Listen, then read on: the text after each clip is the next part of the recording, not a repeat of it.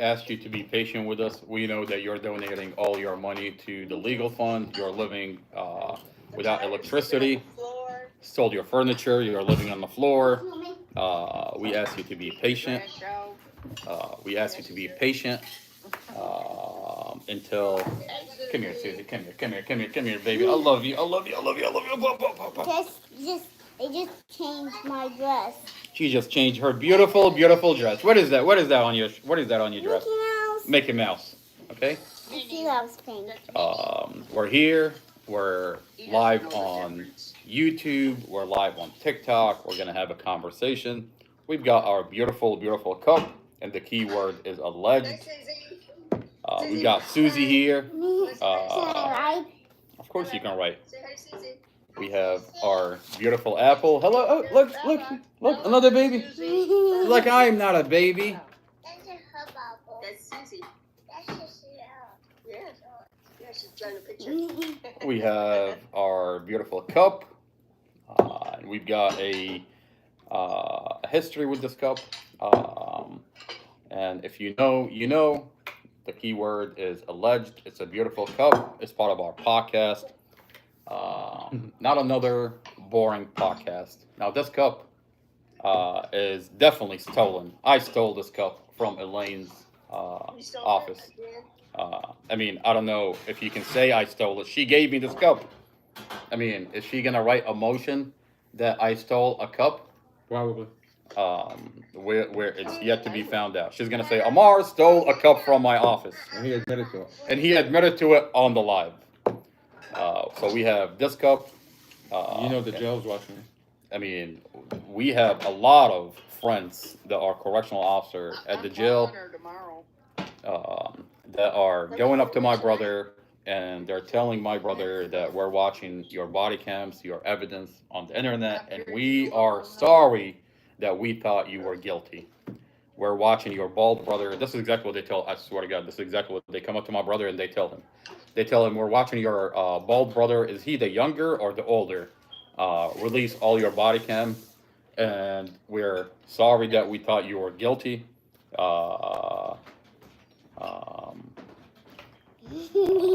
what about me? They're, Oh, that's cute. we asked them to subscribe to this channel.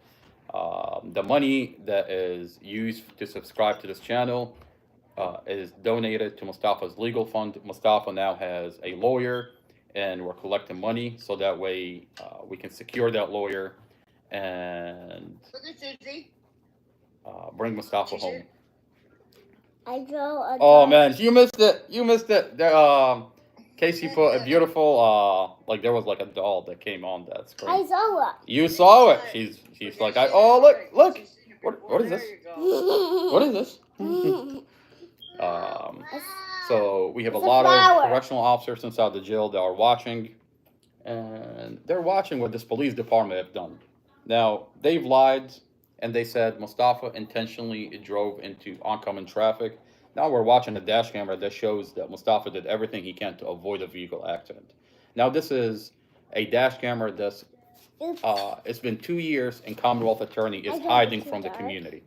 But we have this dash camera. We're in possession of this dash camera. We're releasing this we've released this dash camera on social media that the community is watching.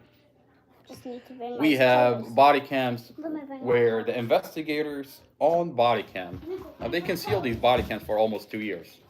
We have the investigators own body cam admit that this is a vehicle accident. That Mustafa did everything he can to avoid a vehicle accident. On body cam, you see investigator Drum and investigator Davis say all these skid marks are Mustafa skid marks. That Mustafa cleared the SUV, and the SUV turned into Mustafa. That's all on body cam. Now what are they doing? Hiding. Come here, baby. Come here. Come here. Come here. Come here. Blah, blah, blah, blah. Just got my color set. Now what are they doing? What are they doing? Hiding these body cams. The Commonwealth Attorney seals off the body cam and falsify the police report. Nowhere in the police report that you'll see that Investigator Drum and Investigator Mason admit that this is a vehicle accident. But now we have the body cam, and they're being released. And the body cam show that investigator Drummond and Davis are talking about that Mustafa cleared the SUV and the SUV turned into him. As a matter of fact, all these are his skid marks. That Mustafa did everything he can to avoid a vehicle accident. Now we have a expert witness that's weighing in on the case that looked at the body cam, looked at the dash camera, looked at the discovery, looked at the vehicle, and determined that Mustafa did everything he can to avoid a vehicle accident. That this is a vehicle accident. And the Commonwealth attorney lied about everything. Now,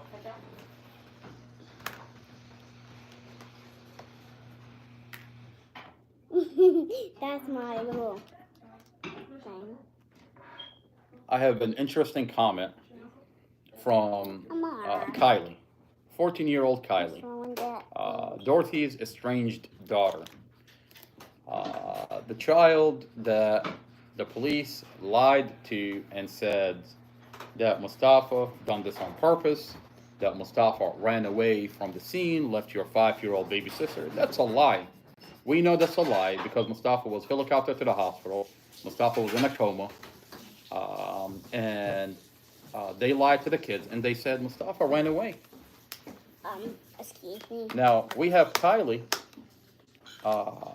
We know that Kylie lied to the police. Oh, it's okay. I'll buy Kylie you never another lived at the apartment. one. I'll buy you another one. Dorothy's 14-year-old child is separated from Dorothy by CPS before Mustafa even met Dorothy. Kylie has a history, a really bad history with her mom. She's estranged with her mom. They don't get along. Kylie is living a lifestyle that her mom did not agree with. That child is at a stage in her life where she wants to tell her mom what to do. Now her mom is tired from her and she tells her to live with her dad. They're separated by CPS. We have the forensic interview. Well, in the forensic interview, Kylie, for one reason or another, the police lied to Kylie, painted Mustafa as a monster, and Kylie is lying about Mustafa in the forensic interview. You're gonna go, baby? Yeah. Okay, give me a big kiss. Give me a kiss, kiss. I love you. I love you. I love you. I love you. I love you. Mwah. I love you. You want me to keep this, or you want to keep it? I wanted to color it for Okay. you. I love you, Susie. She's gonna color and bring it back here. Love you. I love you, Susie. We have Kylie in a forensic interview and other body cams where Kylie is lying to the police. Now it's interesting that details are coming out where it shows that Kylie is lying about Mustafa. Now what's happening here? The police department is lying to the kids. Now those kids are vulnerable and they're at a point where they just found out that they lost their mother in a tragic vehicle accident. The police, in a badge and uniform, you have an 8-year-old child, you have a 9-year-old child, you have a 9, a 10, a 13, and a 14. Just lost their mother in a tragic vehicle accident. And what do the police do within hours of this vehicle accident? They lie to the kids. And they tell the kids that Mustafa is on their own. That Mustafa did this on purpose. That Mustafa left your 5-year-old baby sister in the car. And if Mustafa hadn't run away, she would have still been alive today. That's not true. We have the body cams where Mustafa was in a coma. We have the body cam that Mustafa was being helicoptered to the hospital. That's a lie. Now you give kids a reason to lie, a reason to blame somebody, a reason to blame Mustafa. That's what the police department did. You want to talk about child abuse? That's child abuse. They needed Mustafa then. They needed Mustafa there. And instead, the police department took away the only person that those kids had by painting him as a monster. And then they put these kids in a forensic interview. I mean, if I was a 9-year-old child, if I was a 10-year-old child, if I was a 13 or a 14, I would have said everything in the book bad about the boyfriend, to make sure that he would go to jail. I mean, the police are telling me that he did this on purpose, that he ran away, that he left my 5-year-old baby sister in the car. What do you want me to say? Of course I'm going to lie about Mustafa. And that's exactly what happened. Now they're upset. The police department is upset because details are coming out where it shows that the police department did. Jaden, 13-year-old Jaden, says in a forensic interview that we posted, that everybody got to see, says the investigator told me that Mustafa did this on purpose, ran away, left my 5-year-old baby sister in the car. And if he hadn't ran away, she would have still been alive today. Now, that's what the child is saying. That's what the 13-year-old child is saying. Now, it's interesting that every individual that lied to the police is being flushed out on social media. A couple of days ago, you saw Glenn Ford's, the jealous ex-boyfriend, terrified and upset and angry and terrified. Now, he's terrified because he lied about Mustafa. We have his body cams. We're releasing these body cams. We're releasing the documents. And it shows that he lied about Mustafa. Details are coming out where it shows that he lied. Now, we had a 45-minute conversation with him the other day, and we look forward to more conversations. As a matter of fact, we're going to be connecting Glenn Ford with Mustafa when he calls from jail so he can cross-examine him in front of the community. Now, if you have nothing to hide, if you're not scared, you would engage in this conversation. And we're going to continue to have a cordial conversation. I love you, baby. We're going to continue to have a cordial conversation, respect one another, and I'm going to do my best to maintain to have a calm conversation. Earlier today, we flushed out Kylie, 14-year-old Kylie, the 14-year-old child that lied about Mustafa.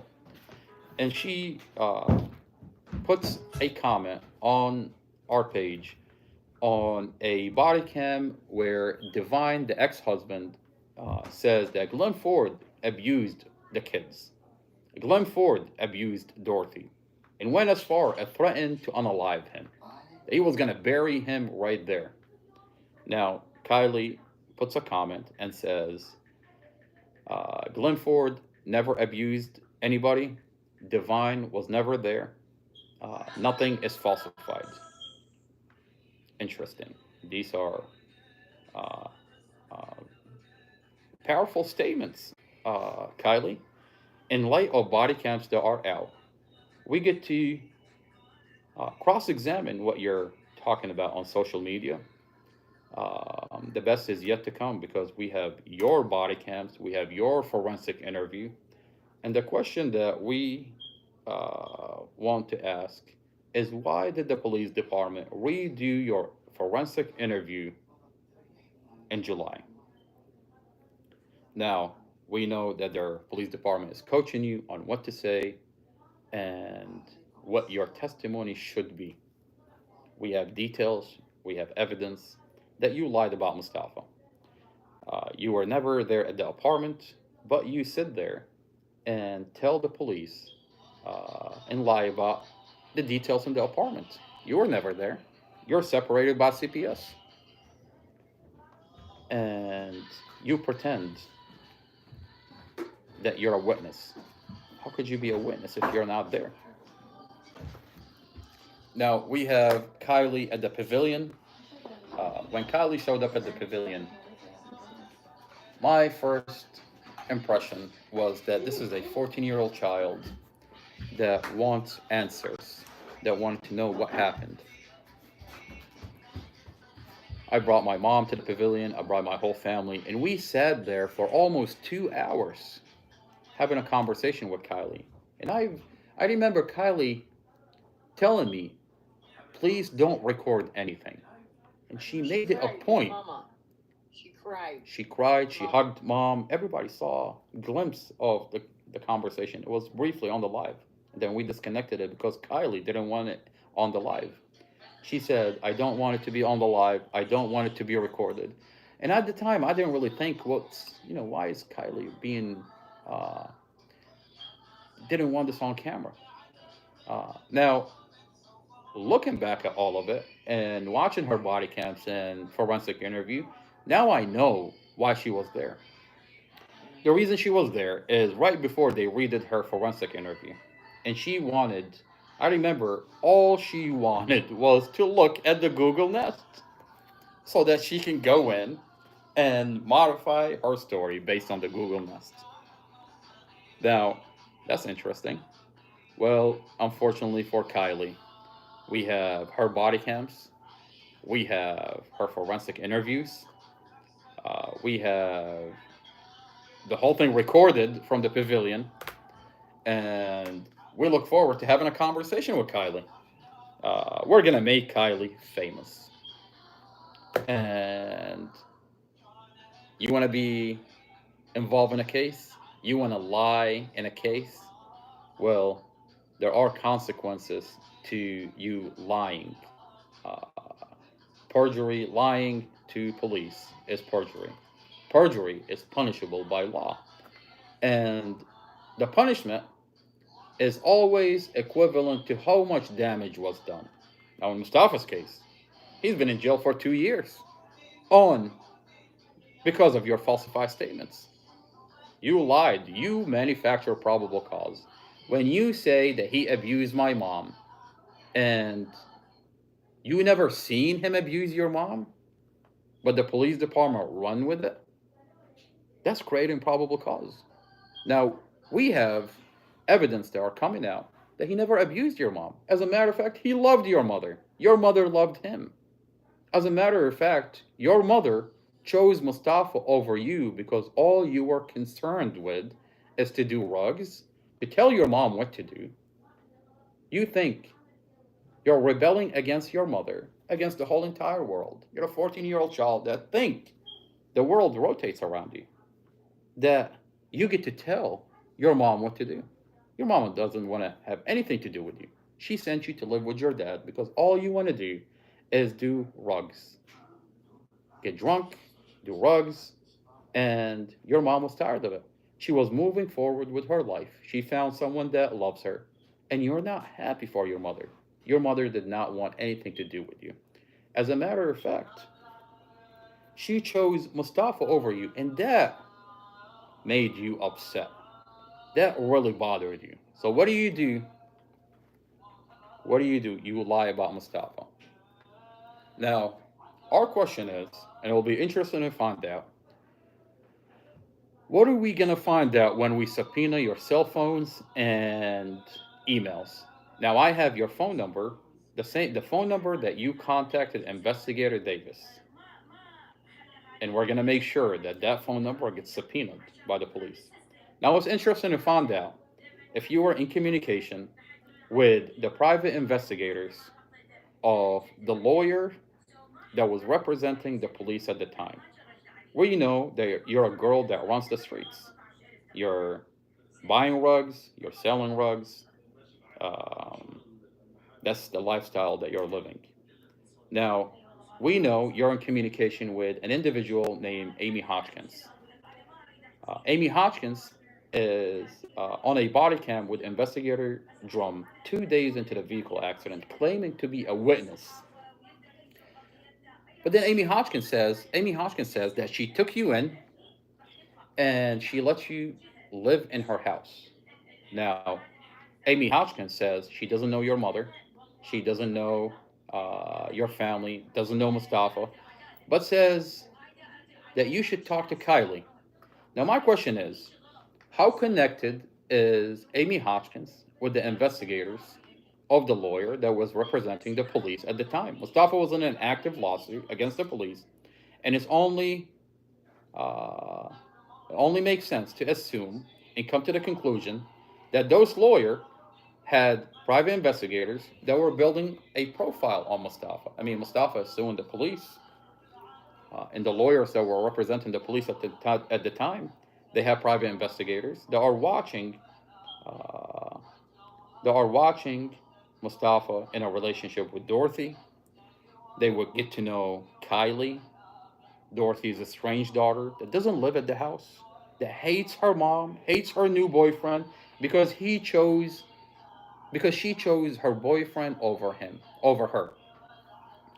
Now, is it too far fetched to come to the conclusion that Amy Hotchkiss was somehow connected to the private investigators that belonged to the lawyer that were representing the police at the time? We can verify this when we subpoena her cell phones, her emails. Now, is Amy Hotchkiss? We know that Amy Hotchkiss is an individual that's on the live that pretends to be an advocate for Dorothy and Empress.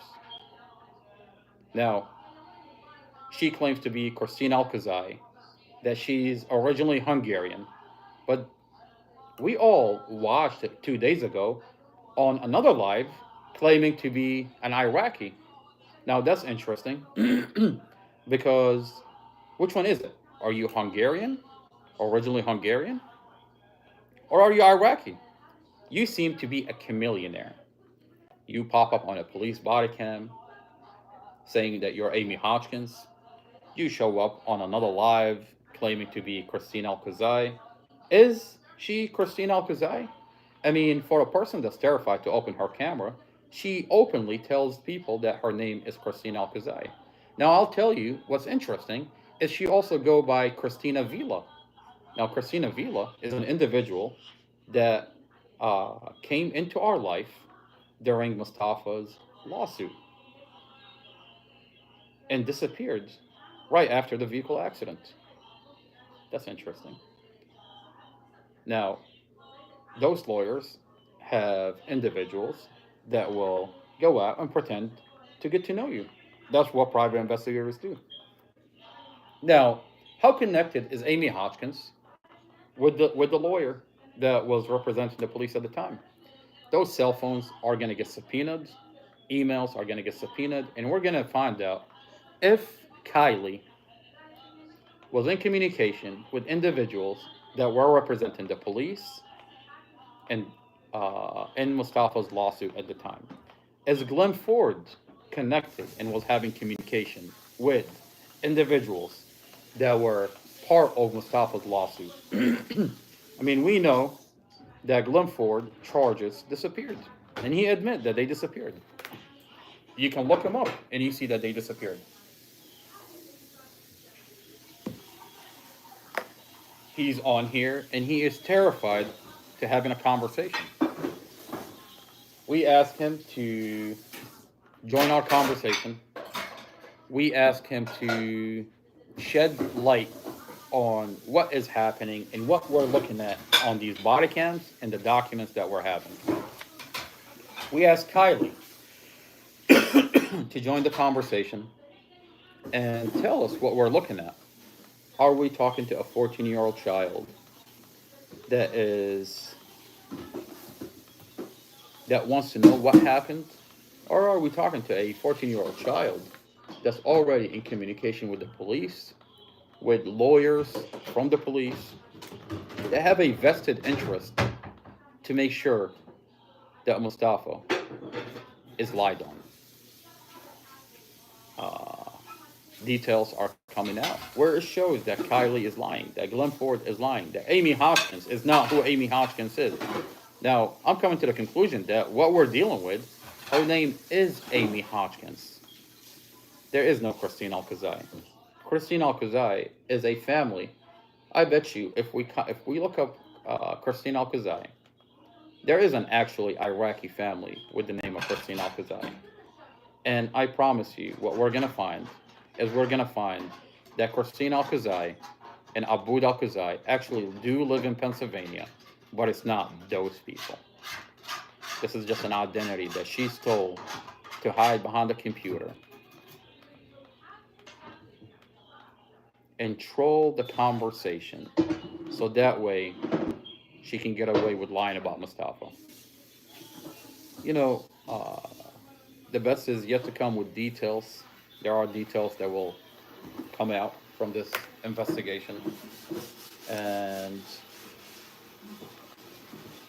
we're going to get to the bottom of it as a community. Char, Farah, Casey, T-Fizz, Char, do you have any questions? No. What do you think about that comment with Kylie? Did you see the comment that Kylie put on the on one of the videos? No, I didn't. No, I didn't. So if you go on that one video that Muhammad duetted with Divine, let's see.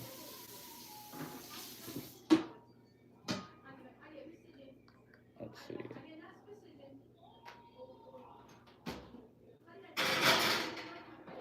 So the video that Muhammad duetted, let's see.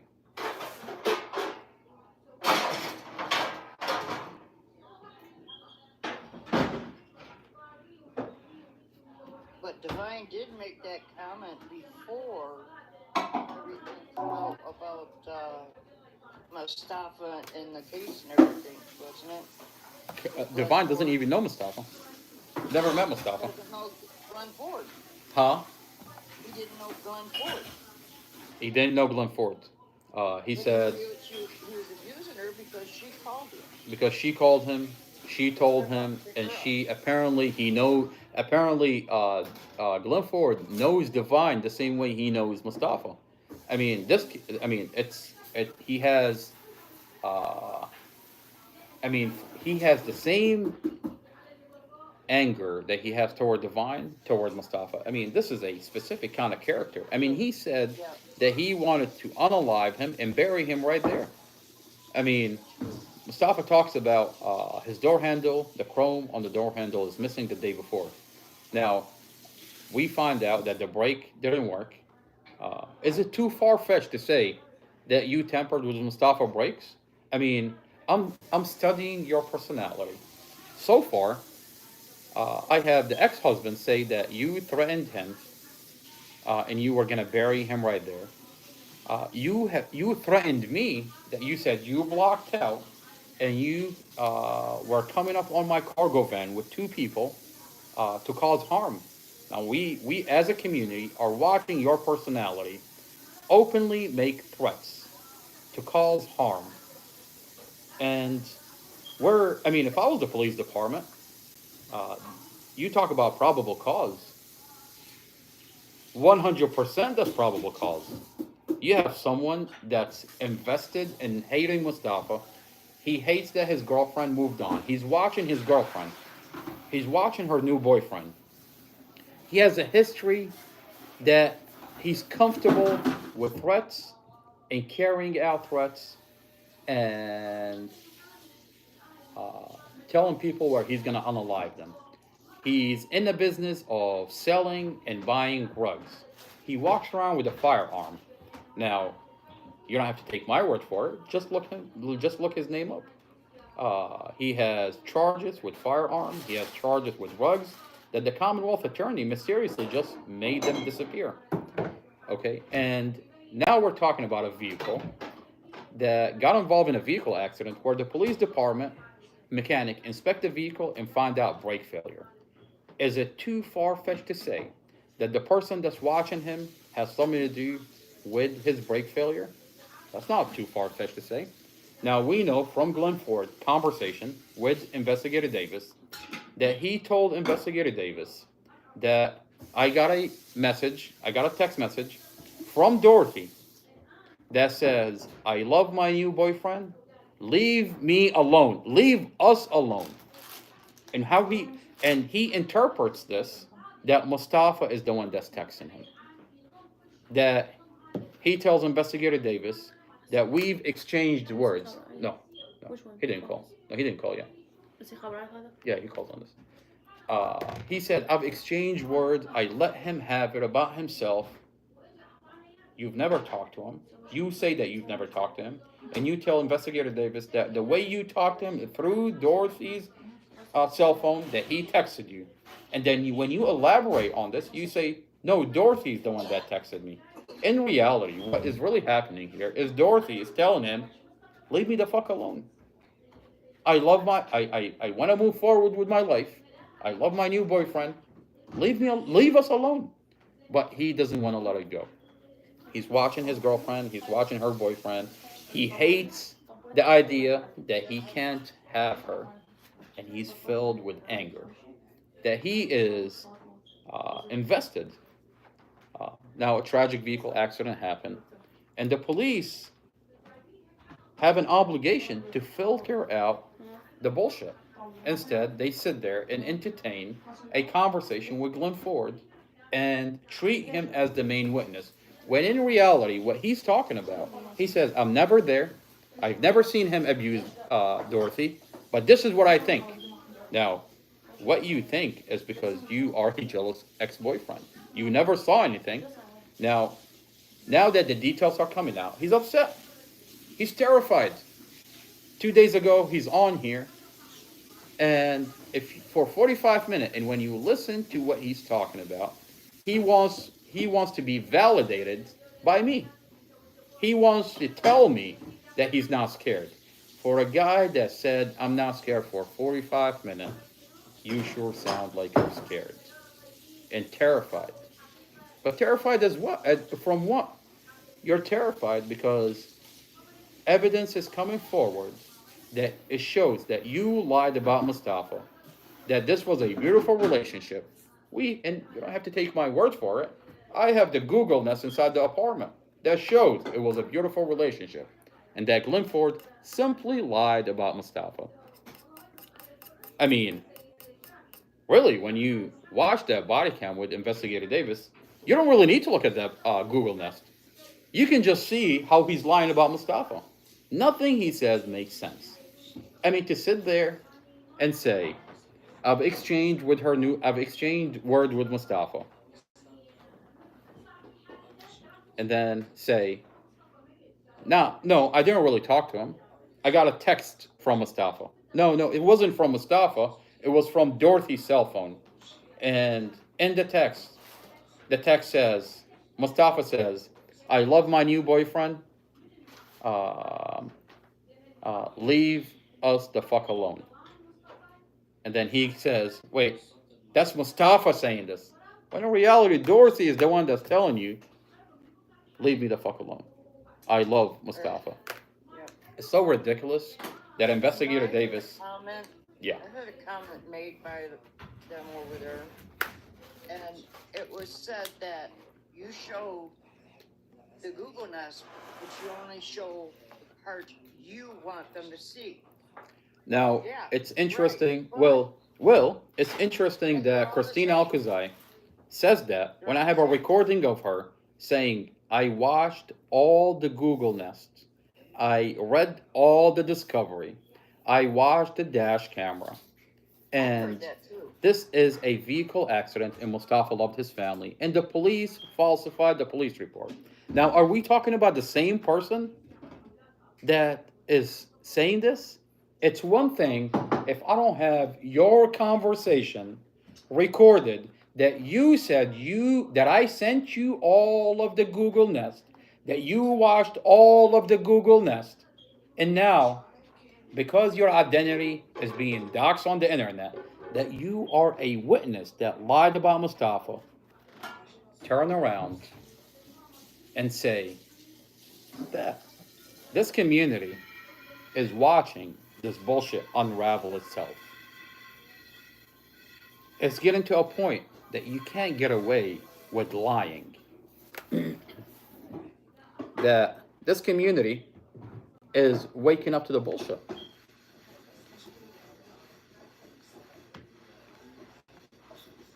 And it's funny that when I tell you this and answer your question, you already heard that audio.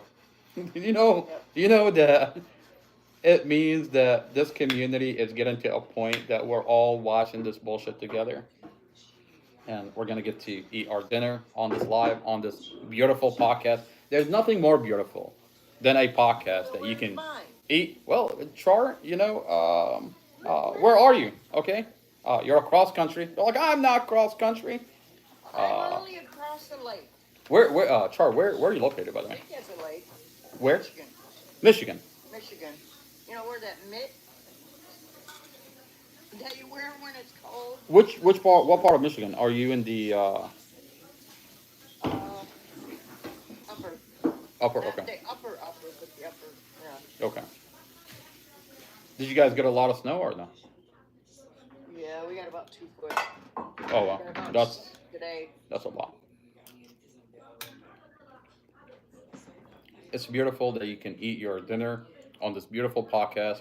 I've got my cup, not another boring podcast cup. We got anything in it? I've got coffee. I've got just a little bit left.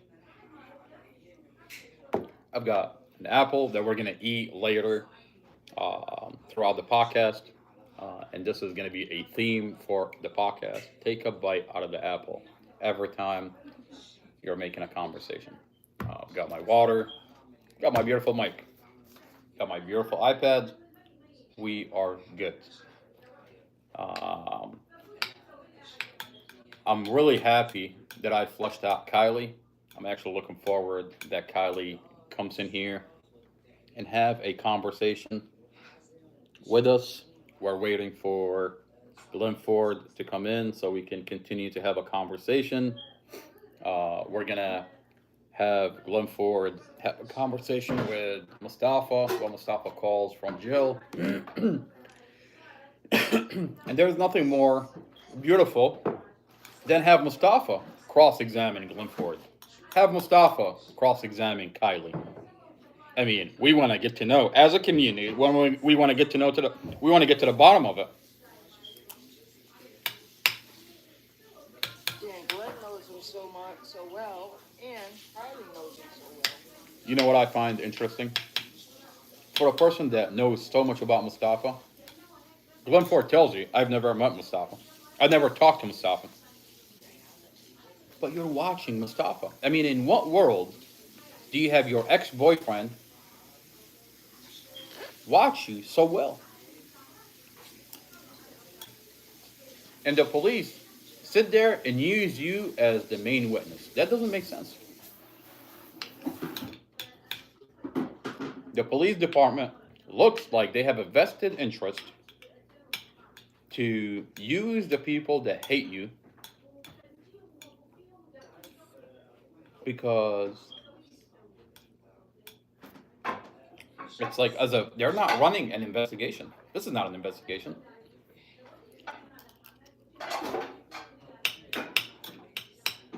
No. You I know, hate to say it is. it's interesting that Glenn Ford tells me that's the only time he talked to the police. Well, Glenn Ford, I've got your other body cams. I don't think he knows who he's dealing with and what we have. I was gonna say, wasn't there twice? Oh, there's more. Oh, Hmm.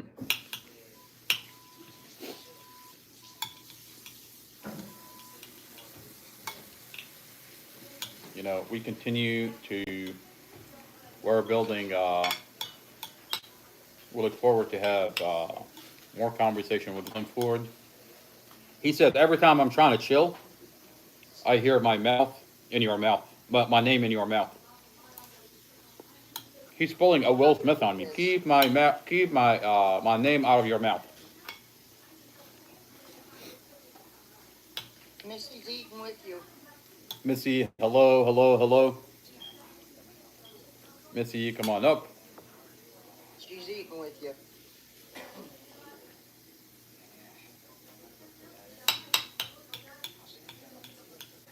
Ooh, what was that? Oh, Hello.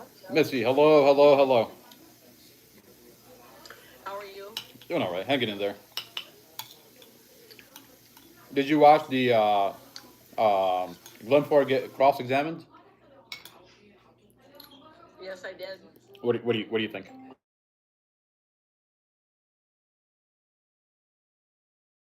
Hello, this is a prepaid call from an inmate at the Prince William Manassas jail. To accept this call, press 0. Your current balance is $27.66. all right. This call is from a correction facility and is subject to monitoring and recording. Thank you for using Global Telling. Mustafa, hello, hello, hello. Hey, what's up, man? What's up, man? Evidence.com, how can I help you? Hey, what's going on? What time is it? It is 10:56. It is 10:56. You are on the live. Missy is here. Char is here. Everybody's here. And we're all waiting for you. Hello, Mustafa. Hello, Hi, everyone. Mustafa. Missy, Char, Casey. Let me see who else. I got so much going on. Just want to say, just really appreciate everything you guys are doing for me. And these are my difficult times while I'm sitting here. So I'm definitely going to remember you when I come out. You don't have to thank us at all. Mustafa, Casey is here. Hey, I had an idea.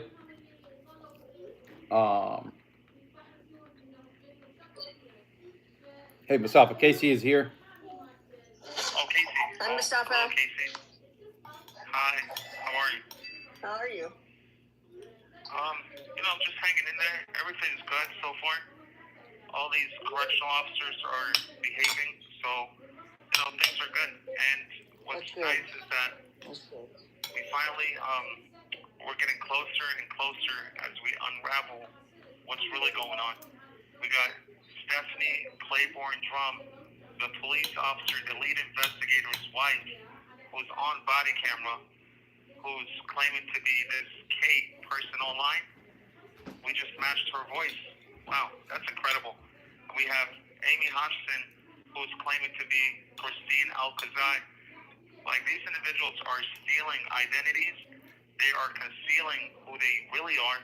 And from the beginning, they framed me. From the beginning, the difference between me sitting in jail and being free with my liberties is the difference between these individuals making false statements to the police. And that's a major crime. Under penalty of perjury, they're going to be facing up to life in prison because of the tort that they caused. I got maliciously beat in jail. Maliciously. Attempted murder.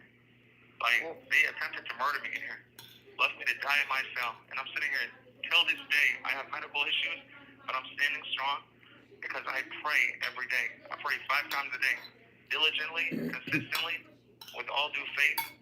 I stand up and I pray to our Creator that we all believe in, the same entity. Whatever you call God, I call God the same God.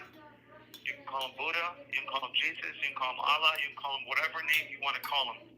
You can call him Christine Alcazar if you want, but you can call him any name you choose to call God. Oh, no, That is not God. That doesn't Put fit. her that eye.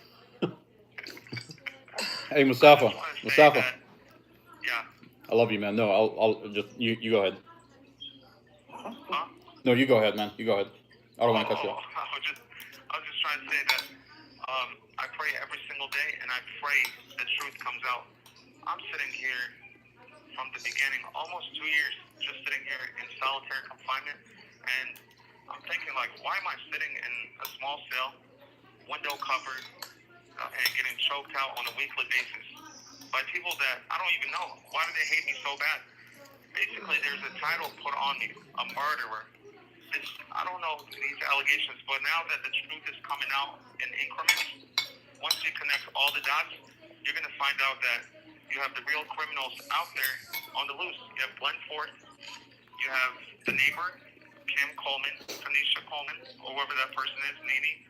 I thought she was a really good person. After reading the discovery, I'm appalled by all the things that she said about me. Now, if I was It's the this year of horrible, exposure, horrible Mustafa. person, huh? The year of It's the year of exposure. The year of exposure. Oh my Yes, God, it is. the year of exposure, the year of justice. You know, That's without right. justice, without checks and balances, power of authority, like, you have dictatorship going on American soil. You have people acting in their personal capacity, thinking that they're above the law. This is a country of law. I got into a Mustafa. car accident. Yeah. Mustafa, Kylie, you know that one body cam where Divine says Glenn Ford abused the kids, beat up the kids, abused Dorothy, beat up Dorothy, threatened to unalive him, threatened to bury him right there. You know that one body cam? Uh-huh. Okay. So Kylie is commenting under that video. She says Glenn Ford was never abusive And Divine was Wow. never around to even see this. Nothing was falsified. Oh, wow. You know, it's really funny how Christine Alcazar, Amy Hodson, right? This person claims that she knows Kylie. The lead investigator, Robert Drum, is coercing the kids. He tells the kids, had Moses not ran away from the scene, then your baby sister would have been alive today. That is the most disgusting thing I've ever heard in my life. How can I run away from the scene if I was in the hospital? And who discharged me from the hospital? The police and the nurses. They said I'm free to go. Had I been drunk, had I been under the influence of anything, they would have held me right there and then and shipped me directly to jail. They released me. For 2 days, I was out. I had court on Friday. The accident happened on Wednesday. I had court on Friday, which Dorothy took her day off from work to come with me to court on Friday. That Friday, we had court. I went to court. Right around police. There's police everywhere. Had I done something wrong, why would I go to a courthouse if I did something wrong? Why would I have a dash camera in my vehicle if I'm doing something wrong? This camera is 4K quality. High quality, sees the inside and the outside of my car with 4K, like crisp clear audio. So you're telling me there's no audio and we need a lip reader? Oh, we have Why a would we need document. lip reader? We have a document that says Officer Zyman with Prince William County Department admit that this dash camera has audio and it's on the SD cards. Officer Zymus, this forensic digital specialist, she would not look at the user manual for the camera, but rather Google the manual. It makes no sense. Why would you Google something about the camera? What happened to the... Thank you for using And of course, the Google jail would love to disconnect our call, and they think that this is going to silence Mustafa. Mustafa's bond is revoked because they're terrified at the idea that this community is going to hear Mustafa's voice and get. But Hello. we have communication with Sheriff Glen Hill, and Sheriff Glen Hill knows An inmate at the not Prince to William Manassas jail. step on my To toes accept this call, because your I have current files balance is 26. where we're gonna release out to the community, and we will be having conversations about his jail. My focus right now is not Sheriff Glen Thank you Hill. for using Global Tel Link. It's in Sheriff Glen Hill's best interest not to have me have the conversation to be his jail, and to have me continue to talk about Commonwealth Amy Ashworth. So we have an understanding between me and Sheriff Glen Hill where they're not gonna cut my brother's phone and disconnect it and harass him. Otherwise, my whole entire life will be dedicated to Sheriff Glen Hill. Mustafa, what happened? Just want to say that, I don't know, man. I'm just going to give it the benefit of the doubt. The cable got maybe human error. You know, someone power line disconnected. I don't know, but everything's connected. You know, there's like, everything in life has factors. Like, you know, take it with a consideration of we're only human. If something happens, the cable gets disconnected forever. But when something is intentional, then you can see if it's intentional. If someone literally intentionally unplugged it, then I can see the demeanor of behaviors. But right now, it doesn't look like it's bad behaviors. You Yeah. know, good officers and everything. So, you know, take it with a grain of salt. Everything is okay. What time is it, by the way? It is 11. Actually, I'll let everybody tell you what time it is. 8:05. What time is it? What is it? And my time. I'm typing. Justice It's time. just this time. It's 11:05. It's 11:05. Right here, too. 11:05. I've got people all the way from California. I've got kids all the way from California telling you 8:05. It's 11:05. Yeah, Okay, 11:05. Can you please remind me if it's 11:10 so I can call real quick? I got you. The shut-off is 11:15. I got So you. I can't make any more phone calls. I got you. But if I call before 11:15, I get a 30-minute phone call. I got you. All right. Yeah. I just want to state one thing. If I was 100% innocent, I would not have my family fighting for my cause. I would just say, everybody go home. Let me go ahead and accept my prison sentence, and I'll serve it in prison where I belong. If I was this evil person with ill will who would do something like that, which I would never in my life do anything to harm anyone. Dorothy and I, we had a beautiful relationship. We were good. There was no domestic violence. There was no issues whatsoever. Now, when we were in Mustafa, the we car, believe you you, can see sweetie. from point A I until wouldn't the be there accident, if he was what guilty. everything, like what happened. The dash I camera wouldn't shows be there. when I was inside the store, she was crying. The prosecutor is trying to say, or the police officer is trying to say, we were in a heated argument. She began to cry, and they're saying that I went onto oncoming traffic, which is totally false. Now, the reason Dorothy would cry, I can only assume 3 reasons. She has cancer. She has like severe cancer that I didn't know about. I found out about like later on that she went to chemotherapy. She has Terry, cancer. how are you, ma'am? She has a lot of pain. Like she has a lot of pain. And within a week prior to the accident, I took Dorothy to the dentist or the urgent care. The urgent care because she had major tooth pain.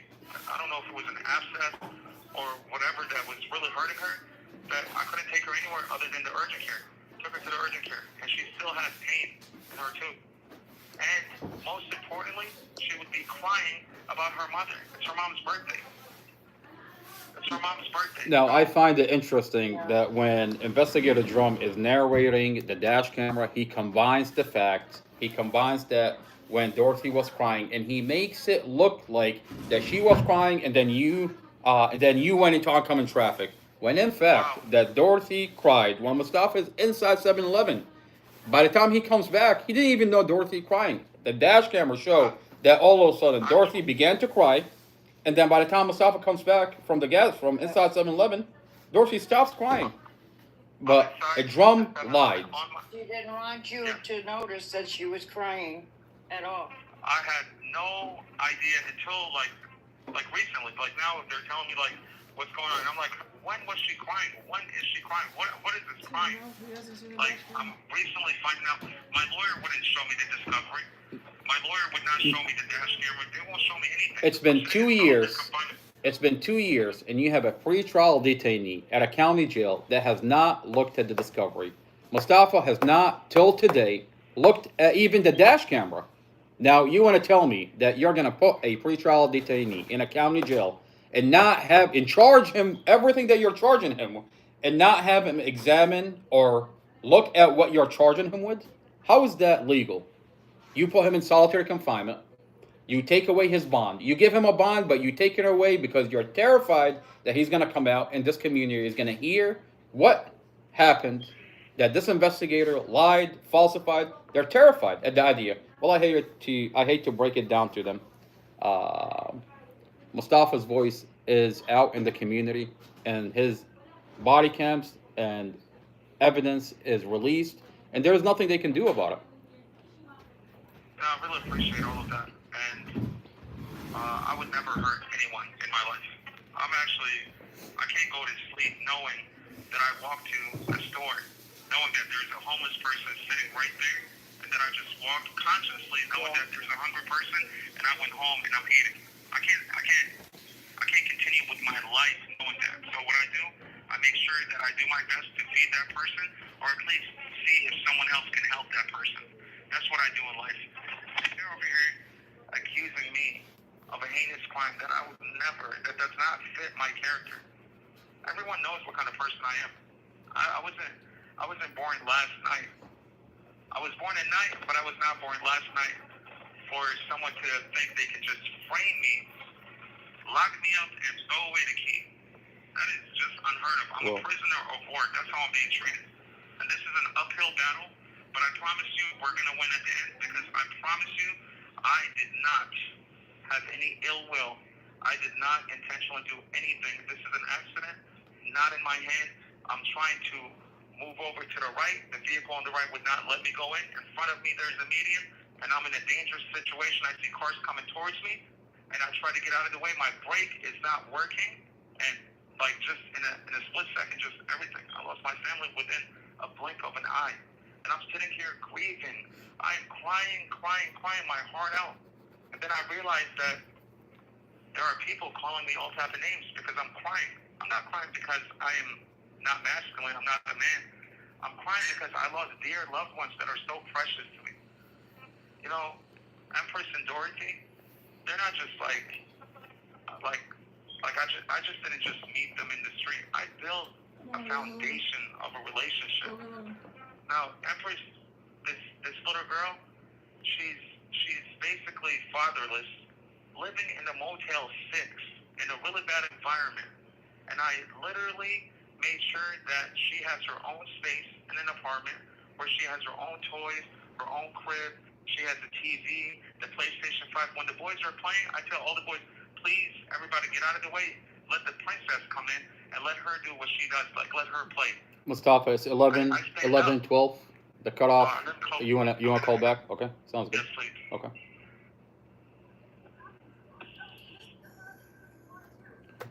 Farah, Thank you T-Fizz, for using Carrie, Global Telling. Missy, Char, thank you for being here. It's a miracle. We have the body cams that show what this police department have done. You know, when I saw Dorothy crying and then he came up and she stopped, I knew right then you could tell that he didn't want, Hello, she did this not is a want him to prepaid see call her from- cry.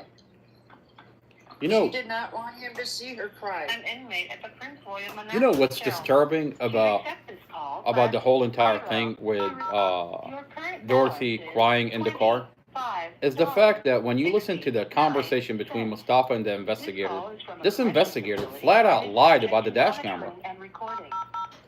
Listen, if you go back and listen, you hear Investigator Drum lie, and he said as Mustafa was going into oncoming traffic, Dorothy was crying. That's a lie. No. Mustafa, everybody can hear you. Yes, sir. If we get disconnected, just tell Mom good night, and I'm gonna call tomorrow. I love you, man. You know, what I wanted to tell you is the miracle has already happened. Your body cam, your discovery that is concealed by the county is released out to the community, where the community sees a dash camera that an expert witness is weighing on and says, this is a vehicle accident. I watched the dash camera. This is a vehicle accident. That Mustafa did everything he can to avoid a vehicle accident. This expert witness looked at the dash camera, looked at the discovery, looked at every material in this case, and came to the conclusion that this is a vehicle accident, and you did everything you can to avoid the vehicle accident. Now, that's what the expert witness says, and everybody in the community is watching it. Now, put that to the side. The investigators themselves, Investigator Drum, Investigator Chad Mason, says that all these are your skid marks, that you cleared the vehicle, that you did everything you can to avoid a vehicle accident. The SUV turned into you. That's what the investigators are saying. The investigators themselves are saying this is a vehicle accident. So what the fuck are we talking about? What we have is police reports that are falsified, witnesses that fabricated and created probable cause. And 2 years later, here we are with this situation. And look at the camera inside the house. The kids, The Google they were Nest. afraid of me. Why would they go to the camera and say, Moses, the police are here? If I was this so-called abuser, they would run to the police and say, help, get us out of here. That would be a normal reaction if I was an abuser. The kids would sing with me. The kids love me. The kids, I built them a bunk bed. Like, it took me like 8 hours to build this industrial bunk bed just for the kids to make sure, safety first, make sure I built this bed that has their name on it, where they're comfortable, they're happy, they have their own space, they have a PlayStation 5 in the room. I'm making sure everybody's happy. I'm cooking and cleaning and catering to their family. I'm teaching them entrepreneurship. I'm teaching them how to sell my hand warmers, my products, so they can earn money and they can save. And this is going to be their college funds. I'm going to make sure they're happy, they're safe, they're secure, and I'm paying the bills. I literally go out there, I make a couple of $100 by selling my products, and I'm paying the bills, and I'm buying them toys. I'm making sure everybody's happy, but with instructions of balance. I'm not going to just give them money. I want them to earn it. So, like, if you guys do the dishes, you guys clean the rooms, I make sure that everyone is learning how to be downstairs. Stop jumping up and down on the floor because there's an old lady downstairs. I'm teaching them how to be respectful, have manners, how to clean, make sure you vacuum in the corners. These are like cleanliness etiquette that it's almost like I'm raising them. These are not my biological kids, but I am more than their father, as I was a friend, a mentor, and I was a person of guidance. They felt so comfortable with me that when at night we would say, Dorothy and I would say, can you please go, Javen, go walk the dog outside? The dog has to urinate. So instead, like he's really afraid to go outside, he felt more comfortable with me accompanying, like coming with him. He felt more comfortable with me being by his side.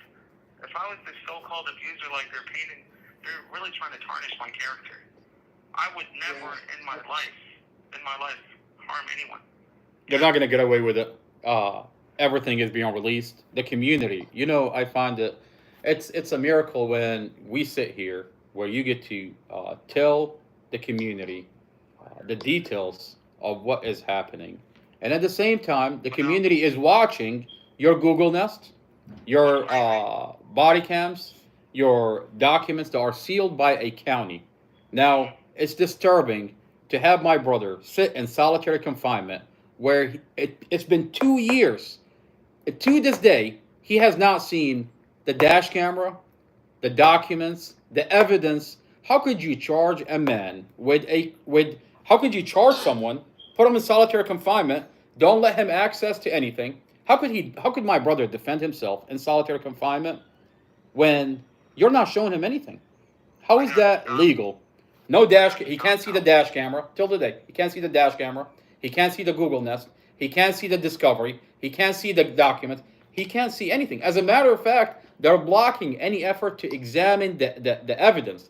There is exonerating evidence on the SD card. They say that there's an audio. There's a document inside in Discovery. It talks about Officer Zyman says that this dash camera does have audio, but they concealed it. The vehicle has mechanical failure. The brake, the transmission, there's mechanical failure. By law, my brother is supposed to be able to examine the evidence, but they block him from examining the evidence. And then 2 years later, here we are in a situation where he's been in solitary confinement this whole entire time. I'm literally surviving. I'm sitting in my cell on May 24th, 2023. Officers rush into my cell, face down, arms behind my back, in handcuffs, and break my arms and stomp me out, punch me in the back of my head. Now, we're only like humans. Like I know I'm not a robot, and I know for a fact if you break my bones, they broke my bones from head to toe, limbs of limbs. I was crawling on the floor, begging, please. I said, please. Mustafa, I'm gonna put the video in the back. I'm begging for mercy. That is what I went through on a weekly basis while I'm sitting in a cell with my window covered. Now I'm sitting here. You're thinking I have freedom. You're thinking they're just backing off, but the transparency is coming to light. Now we're a bit more transparent. Now I've survived, and if you don't believe in God, I cannot convince you how not to believe, or I can't convince you to say there is a higher power or whatever. I've literally, in my own power, I've seen the Lord, and I'm a walking miracle. I'm actually alive today. I'm breathing. I can't believe it, but at the same time, I do believe it because God says be, and it is. I am survived from a car accident where I lost my loved ones. And this is not just justice for me. This is justice for Dorothy, Empress, and Tatiana David. Tatiana David was on the same body camera of that same police officer who laughed at us while I was unconscious. While Dorothy and Empress was in severe pain, they passed away due to negligence. That same police officer went on Tatiana David on that scene, shot up bullets in that vehicle with state police. That camera is sealed, but with the power of God, now justice is coming out. Her voice is coming out through you. You are the power. You have the opportunity to save lives, because this is not just happening to me, Tatiana David, Dorothy, Empress. This is not just like happening to people of on a small scale. This is happening to a lot of people underground where nobody knows. Mustafa, in the background, everybody's I'm playing the video for Tatiana David. Earlier, when you were talking about the jail, I played the video where the correctional officer are dragging you unconscious out of that jail. Poor woman. And this is the video where Tatiana David is dragged out of that vehicle unalive by Prince William County. Bullets in her breast, bullets in her arm, and they're laughing about the size of the bullets, and they're just like nonchalantly thinking like this is acceptable. In what country? They would even accept this in North Korea, a place of China who's a communist. You have the governor, Glenn Youngkin, talking about TikTok should be banned because Americans, they're being sabotaged by the Chinese communists. What kind of behavior are we dealing with? This is the Commonwealth Attorney, Amy Kotlowski Ashworth. Just the name right there alone, she governs the adult detention center. She is overseeing everything that's happening. We have to hold her accountable. The responsibility falls in the higher ranks of individuals that are overseeing and giving commands. They put a hit out on me. They try to kill me in here. And I'm still by the Tower of God. Mustafa, Now, we can't. on that note, I'm gonna mute the live so you can talk to Mom, talk to everybody. You've got Farah, you've got Tifa, you got Terry, Missy, Char, everybody here, Becky. I gotta tell you, Yeah. when I get out, I promise you the effort does not go unnoticed. I tell you right now, the only reason I'm surviving is because everyone's coming together to keep me alive. Sit here. I'm literally like I was suffocating. Sit here. I can't breathe. I could not breathe. My heart was Oh, dear. stopping. And right now, my Mustafa, heart is beating because of you. I love you, really man. love you guys, like, I love you, man. with And everything. there are miracles that are happening. I love you, My man. spirit, Leave it there. my spirit loves Love you, Like, I Mustafa. love you. Thank you so much. And I'll tell you, Love you, and Mir- keep Good yourself night, together. Mustafa. Hang in there. Thank you so much. And another thing that's really sad is that the opposing party, such as Stephanie Claiborne Drum, aka Kate, Amy Hodgson, aka Christine Alcazar, Glenn Ford, and her little comrades, they're basically saying that they're going to stop any funds that come towards my way for me trying to get a lawyer or basically get food or they just don't want us to be comfortable. And they don't want me to have an attorney to fight for my cause, but good thing that we're still in America. That's my last message of saying good night. I love you Mustafa, guys. we're all here for you. I love you, man. We're all here for you. Shirley And I'll says tell she you, loves you too. Shirley says she loves you. Prosper, Start. Thank you for being here, man. She's praying for you. Everybody's praying for you. Dre Boo just joined. Write me letters. I'll reply whenever I get a chance. I have a lot of envelopes that are ready to be sent out. So when you write me letters, I'm going to respond back. I love you, man. On that note, I'm gonna mute the live so you can talk to Mom and everybody. Farah, Tifiz, Terry, Missy, Char, everybody. We'll be back. I love you guys. God bless you. Thank you so much. Love you. Love you. I love you more. Where's it hoping? I love you more.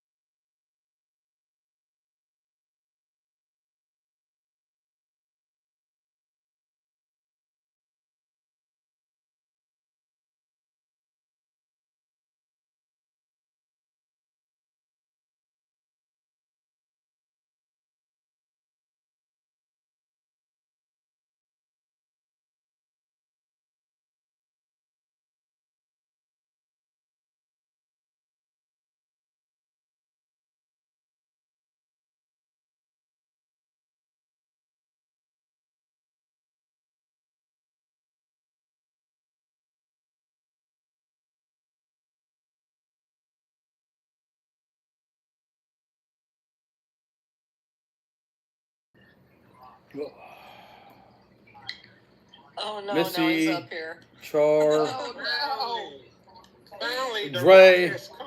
Dre, Becky, hello, hello, hello.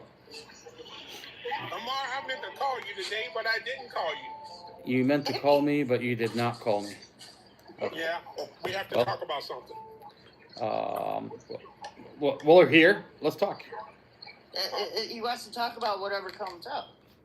Well, I ain't got but one thing to say with you, and I'm not looking for no argument. I wasn't there when you done the live about you know who, Glenn. Yeah. It's posted on my YouTube. Yeah, but the other side they tagged me into something, and they got listed as racist when you said the word monkey. Calling Glenn Ford a monkey. Now Yeah. it's funny that this is coming out of a person that openly says the N-word. That has I a know. problem with me Hey, look, saying all Glenn of Ford them is a tagged monkey, me. and I'll say it All of again. them- Glenn Ford is my monkey. We were talking about Now, monkey because now- Amar called now, himself a now, monkey. isn't it interesting that Dre, didn't you call me a monkey the other day? And No, another day, we- about 2 months ago. And we laughed at You it. called yourself a I monkey mean, today? I walk around calling myself a barefooted monkey. Why isn't anybody calling? I said, Why aren't I said today, I said, I don't know why I said it, but I said it. I said, me and my buddies joked about that in private that's around here. My buddy always texts me up. He said, where your monkey ass at? And he's a black guy. And I'm like, I said, and I'll do an icon and stuff. I said, I got your monkey ass for you. You know- But the people from the other side, they don't realize that you call a lot of people monkeys. It ain't got nothing to do with color. Now, let's really talk about what's happening here. I've got. There's this one guy over there. I said something to him. I said, how come you got 22 people on your? His name is Mark. He got 22 pictures from Yeah. people in this room, and he got a comment underneath of them like. He got a picture of Missy B. He got a picture of you. He got a picture of KC. Everybody in this room, he got a picture of Michelle. Everybody in this room, he got comments underneath of it. Yeah. So I sent him a link to Yeah. Christine Uh-huh. and say, hey, what about this? Her calling the N-word or whatever. he messages me back and he said, I don't have nothing to do with that. And I say, well, you don't have nothing to do about what's going on with Amar or me or the 22 people that you tagged. Interesting, He right? couldn't. He ain't had nothing else to say. Of course. Of course. Who is that? A Mark. guy named Mark. He got Oh. you with. He got you in it. He got Michelle in it. He got Amar in it. He got Casey in it. All of y'all got your own. He got 22 things there. and each All one of a sudden, he y'all- doesn't want anything to do with it. Interesting. Interesting. I Now- believe I blocked that person. Look, all I'm saying we did is, too. I have a post that I posted on my page. I said, please call the police department. This monkey lied about my brother. I mean, I've got a body cams, and supposedly these are protected material. And I've got a monkey showing up in a body cam, and you don't want me not to address this situation? Come on We now. just- Dre, I would say more. Who would be the racist? The one thinking that he's thinking it's racist? Saying it racist? Or Amar, knowing you know what he means by monkey? I would think that the ones that's saying it because that's the way they're thinking. From now on, you're not allowed the word to use monkey on. Nope. TikTok. That's my favorite. That's my favorite word. Monkey, monkey. You got to change the name to. And I donkey. swear to God, by the time I'm done with this monkey, I'm gonna have him run around naked. He's gonna be a naked monkey. Okay? Amar.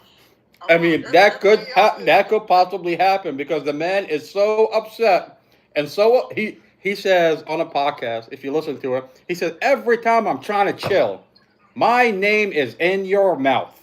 I mean, you're talking about a man that does rugs, that barely stopped doing rugs. We don't know if he's doing rugs, but I swear to God, by the time I'm just terrified at the idea. I really pray for him not to relapse, because I hope Yeah. by the time I'm done with my investigation, by the time the federal government catches up with him and sits him down, I really pray that he's not running around naked in the street like a naked monkey.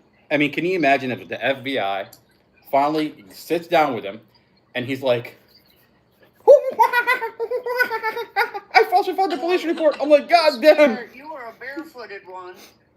Can you, okay, look, can you imagine what the prosecutor, Different kind of monkey. can you imagine what the prosecutor is going through right now? I mean, just process this for 2 seconds. Her star witness, she built a whole entire case on gets this goddamn fucking monkey.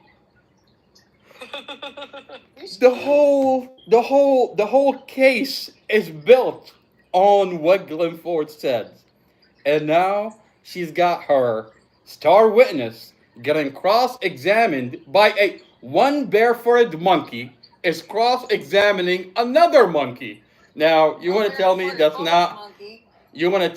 that's not a terrifying situation for Commonwealth Amy Ashford? It's just like, that's it. I'm done. I don't want to be Commonwealth attorney anymore. My body cams are out. My witness is running around barefooted and naked. I mean, I don't know, to be honest with you. One thing that Commonwealth Amy Ashworth said to Kelly Fowler, the delegate Kelly Fowler, is we're not going to try this on the internet. I have information that you don't have. She's talking about the body cams. We're not going to try this over the internet. What are we watching on the internet? You're watching the trial take place on the internet. I mean, for me to sit there and cross-examine Commonwealth Amy Ashworth's witness, and you want to tell me this is not a nightmare for this prosecutor? It's a nightmare for this prosecutor. Yeah. Well, I'm gonna take off for tonight. I just need my beauty sleep really bad today. Char, I love you, man. Love you too. When you're at Love you, Walmart, Char. when you're at Walmart, Love you. when you're at Walmart buying dog food, just don't buy the most expensive one. Buy Oh, I don't. like the mid- I go to the feed store. I don't go to the Walmart. buy the mid-grade one. Make sure your dog is fed, so that way you can donate the rest of the money to Mustafa's legal fund. Yeah, I go to the feed store and they get the best one they have. The rumor is that I have you starving your dog so you can donate to Mustafa's legal fund. I'm not gonna ask you to do that, okay? If anybody saw that dog, they wouldn't be saying she's starving. That's for damn sure. I love you, ma'am. All Why right, good night, why does you it have to be guys. why does it have to be Good night, Walmart? Char. Bye bye. Good night, Char. I love you, ma'am. Back to the last night's group of people in here. Who was all those people in here? And how did they end up in, I mean, how did Christine and Nori and So whoever else, it's how right. did they all end up in here? If you watch what's happening here, Christine Alcazay claimed in the past that she's originally Hungarian. Now, you see her on the other live. Tell everybody. Now she's y'all nationality. I've got her to change her own nationality. I mean, Dre, if you watch what happened, I got her to change her nationality. I put that lady in a scarf. I got her to change her profile picture and wear a scarf. We all saw her change her picture into a scarf. I got her to take off her scarf. She went so fast. After I said that on the live, she went so fast and changed her profile picture. And she took off that scarf. She's like, this motherfucker is telling people he put me in a scarf. God damn it, I'm not going to put a scarf on. And she said last night that y'all's nationality of people, including herself, are big people. Or what? Are big people, she said. What does that mean? I mean, she big and weight-wise. I mean, we know. She actually said it in the room. She actually said it in the room. That I mean- she You was guys big. don't look big to me. I mean, she's definitely big. I've seen her picture. I know exactly what she looks like. God damn, she is fat. All you gotta do is The do. picture I seen that you post of her is her in that chair, and she looked like the chair. Christina Alcazai. I'm doing a Google search. Alcazai. Let's see what comes up. Don't allow images. Okay, that is definitely not Christina Alcazai. I mean, this is definitely not Christina Alcazai. Okay, let me actually show you what Christina Alcazai is.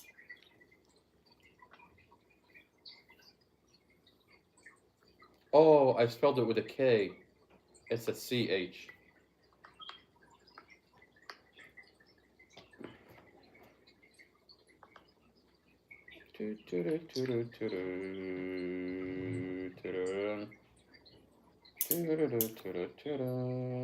Why am I humming the Pink Panther when I'm when I'm conducting evil behavior? When I'm conducting evil behavior, I mean, this is what she claimed. This is what she claims she looks like. I put her in that scarf. Yeah, right. Yeah, right. This is what she really looks like. God damn, you're ugly. I mean, how about that original picture that you got of her sitting in a chair?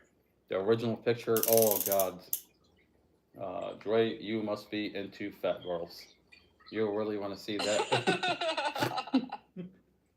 But then Actually, again, he's into bodybuilders. Oh, but then again, she said that that picture that you post of her isn't her sitting in a chair. I mean, what is she saying her name is? Okay. Christine Ward now. No. She says my name is Christine Alcazai. I have recording. That's what she be Okay, saying. so that poor man survived a war only to end up with something like this. A man survived the Iraqi war. You see that man right there? That's Aboud. Survived a war to end up with this. What is that, a jellyfish? Okay, all right, okay, let me answer this. What is the, let's see.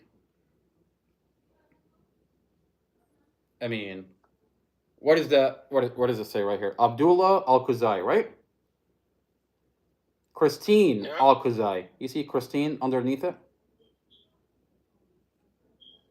Okay? Yeah. That, my friend. What happens to you when you survive a war in Iraq only to come to America and look for citizenship? Okay? If she claims to be one of those people they're gonna call to witness, Now, are they gonna have a? does that look like are they this? gonna have Can you imagine going on Tinder and then swiping right for this only to have this? If she so-called, if she so-called claims that she's going to be a witness called on the stand, are they going to have her behind a screen? Not one chair, not two chairs, not three chairs. They're going to need a giant couch. Are they going to have her behind a screen, though? That's what I'm saying, because nobody ever seen her.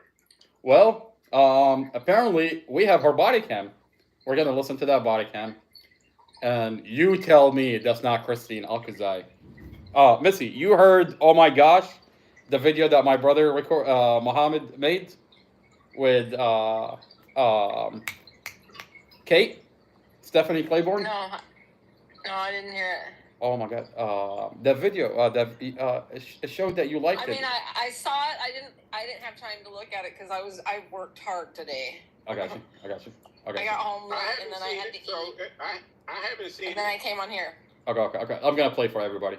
So my brother screen recorded Kate talk on Christina's live, and then he matched it with the body cam of Stephanie Claiborne, and he put the two voices next to each other, like it plays this one and then it plays this one, plays that one and plays that one, and you tell me if this is not the most disturbing thing you'll hear. Okay. All right. Let's listen to her.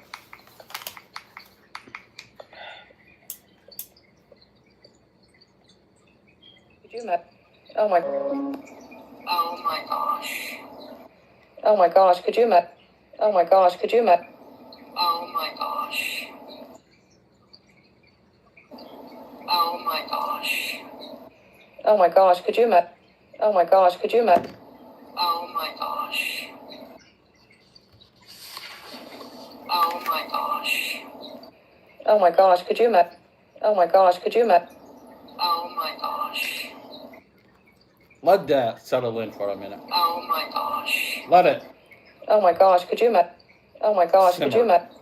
Oh my gosh. All right. What the fuck is happening here? Oh my gosh.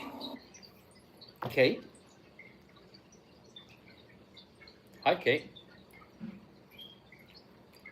Prove me wrong by turning on your camera and tell me you're not Stephanie Claiborne. Tell me that you're not another fat fuck on the internet trying to catfish this community, pretending. Kate just sent me a text just about a few minutes ago. I'm trying to read it, but I might have to leave the room to read it. Prove me wrong by turning on your camera and telling us that you're not using the police department resources to apparently threaten individuals that are coming out for Mustafa. What? Oh, you're looking up people? You're going after people? Interesting, Kate. Kate,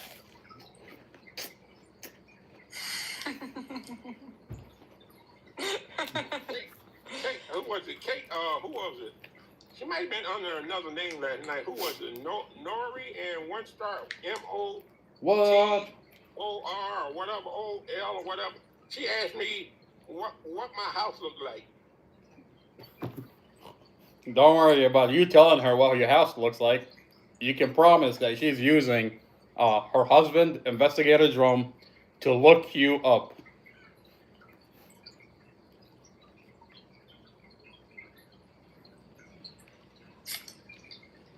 Missy, she's looking you up too. She already looked you up. Oh, that's funny. You know how sad that is? I mean, you know what's really funny? They went on the other live yesterday, and Christina Alcazai would switch up her personality, and all of a sudden she's not Hungarian anymore. She is a true-blooded Iraqi. And she wears a scarf, and she's painting a picture. You know, one thing you don't want to do to Iraqis is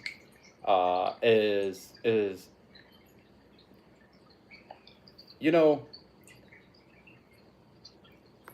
with being from Iraq, you don't know who you're talking to. You don't know how connected individuals are in this government, overseas, and they'll figure you out just by having a conversation with you. Now, really quickly, they figured out that, do you have a problem with Amar, or are you talking about his brother and you think his brother is guilty? Quickly, they came to the conclusion that this lady has a problem with the brother of Mustafa Al-Jazari. Now, when it didn't work, that she's going in with a scarf, that she's going in with, I'm a true-blooded Iraqi, she started threatening people with her brother being an FBI agent. Now, quickly, that didn't work out for her, because apparently you've got individuals there that are actually connected. And they're like, ma'am, you don't know who you're fucking with, and I promise you the jig is up. She ran out of there so fucking quick. I've never seen a fat ass run so fast. And I don't know if it's an internet thing and it can do that in real life, but I can't see it happen in real life. That thing ran away so fast. Now, my thing is, and this community is watching, I got her to wear a scarf. I got her to change her profile picture. I got that bitch to go private. I mean, you don't have to take my word for it. You can just go on her account and see that she's private. You can verify this. You don't have to take my word for it. Now, if I her... can't see her account. I've had her blocked from the beginning. Oh yeah, she's definitely private. Now, if her husband that has no balls can't control her, you can count that Mustafa's brother is gonna make sure he controls you. Put that bitch on a leash, and I'm walking around like a fat orangutan. We're not gonna say monkey because apparently she gets offended when you call someone a monkey. The same person that openly uses the N-word is offended that I'm calling her best friend a monkey. I mean, even the monkey was not offended when I called him a monkey. I mean, he's on a podcast, and he has no problem me calling him a monkey. But then she's picking up this torch. She's like, how dare you call my friend a monkey? Are you aware that your friend calls people the N-word? Goddamn monkey. Have you seen Chappelle? Have you seen I don't know, maybe. Chappelle, the monkey joke? Let me pull that up for you. No, maybe not. You know how long it took me to train that monkey? I think you showed me this one time before. Mm-hmm. I know where AIDS comes from. Who the fuck knows? Scientists don't even know. All right, every time he talks about whatever he's talking about, just put me in the context and Glenn Ford. You know how long it took me to train this witness? Scientists still say AIDS started because somebody had sex with a monkey. Word. After all this research, this is the best explanation that you came up with, mother. Nobody fucks monkeys and people, you idiot. You either fuck monkeys or you fuck people. That's it. There's no in between. You're not gonna get some monkey pussy on Tuesday and then be like, oh, let me call Charlene on Thursday. No. Once you fuck a monkey, that's a firm decision. I'm out of the human pussy game for good. It's ridiculous. You act like monkeys are just as open as waiting for people to fuck them, man. It's ridiculous. The monkeys don't want to be fucked by people. Think about it. Think how hard it would be to catch a monkey and fuck it. That's ridiculous. That's how it had to go down. Do you think you're just going to walk up to him in the woods and bribe this nigga with fruits and bananas? And, hey, buddy. Hey.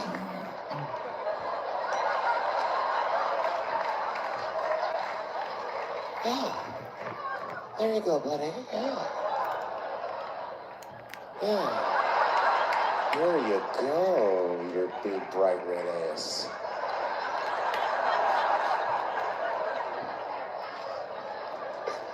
It's big bright red booty. You know how strong a monkey is? Would rip your dick off like a celery stalk. Just throw that shit in the tall grass to never be seen again. Hey, dog, we gonna go to the club, pick up some girls. You trying to roll? Nah, man, I'm cool. I'ma stay home, dog. Chill with my monkey. You know how long it took me to train this monkey to suck my dick without peeling it?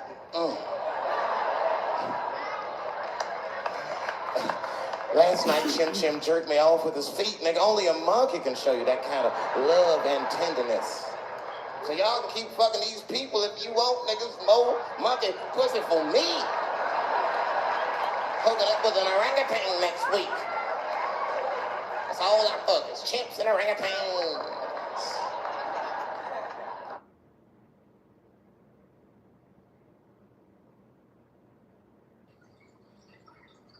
too funny.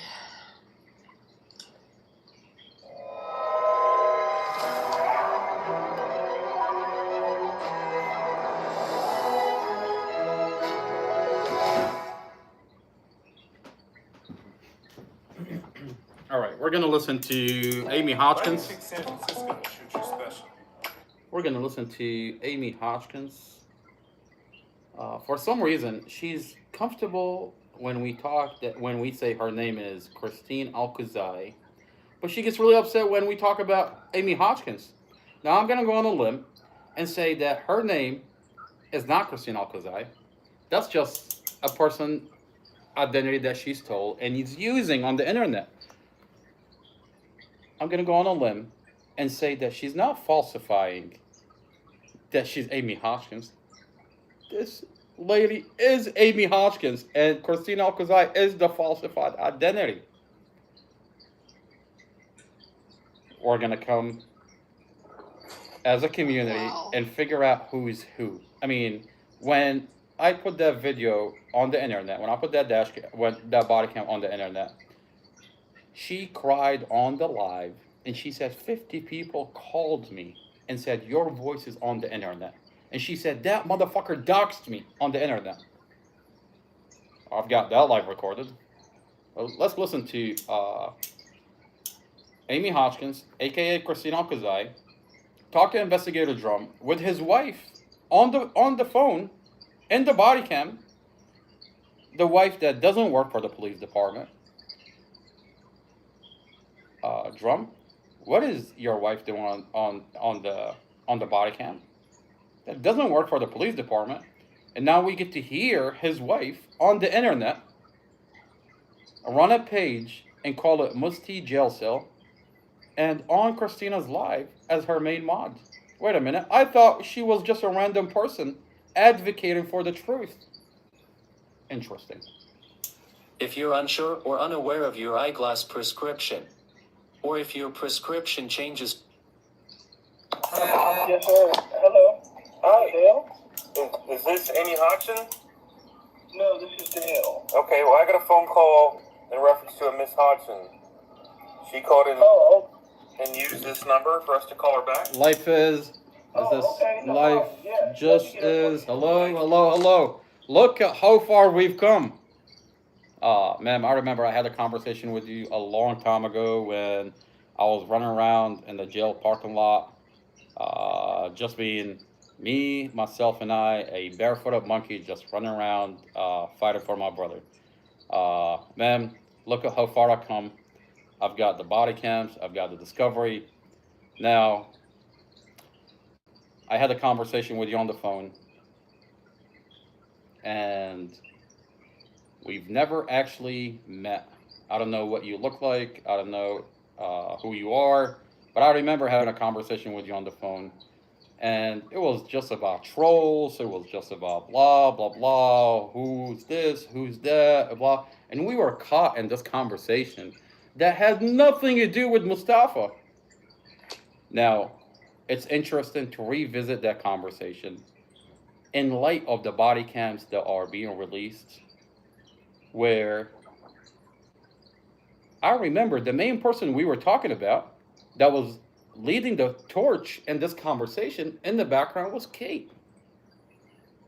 Now, would it be interesting for you to listen to a police body cam where Kate is on this body cam, the person that's here, pretending to be someone that's advocating for the truth? One time she's here advocating for Mustafa, all of a sudden she read the discovery. Yeah, bullshit. You're not Kate. That lady is not Kate. That's the wife of a police officer on a body cam with her voice, and a wife of a police officer that does not work for the police department, but on a body cam on a three-way while her husband, the main investigator, is talking to a witness who's also here pretending to be Christine Alcazar. Now, I'm glad you're here, ma'am. Thank you for being part of the conversation. And I don't know. You tell me what's happening. I'm just a guy that's in possession of protected material, body cams, discovery, documents that I'm leaking out to the community, that this community is watching, that they falsified my brother police report. They framed my brother. And we're all watching all this together. We're watching individuals pretend to be witnesses, individuals on here pretending to be advocates, but they're really not. You have a wife of a police officer. You have the witness that claimed to be a witness on here. What the fuck is going on? Now, let's listen to this body cam and we'll talk. Thank you for being here. Thank you for being part of this conversation.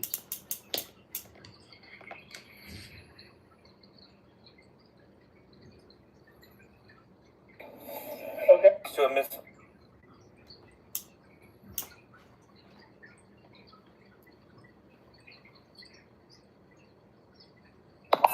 Yes, sir. Hello. Hi. Dale? Is this Amy Hodgson? No, this is Dale. Okay, well, I got a phone call in reference to a Miss Hodgson. She called in and used this number for us to call her back. Oh, okay, no problem. Yeah, let me get her for you. Thank you. Okay. And I'm going to forward this email I got to you right now. Miss Hodgson. Yes. My name is Investigator Drum. I work for the Prince William County Crash Unit. I got a very interesting email from you, or at least a email from Communications about information you had in reference to the crash that occurred the other night. Yes. So, can you tell me what you know? I can. Can you give me 1 second and let me, can you give me 1 second? Absolutely. Okay, thank you. 1 second.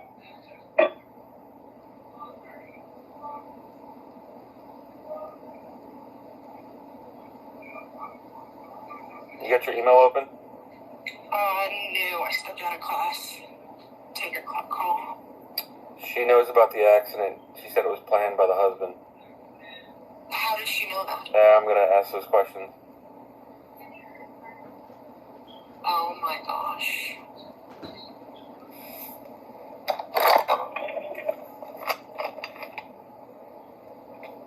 Okay, I'm back. Sorry about that. No, you're good. So tell me how you know, tell me how you know Miss Dorothy. Okay, I don't know her.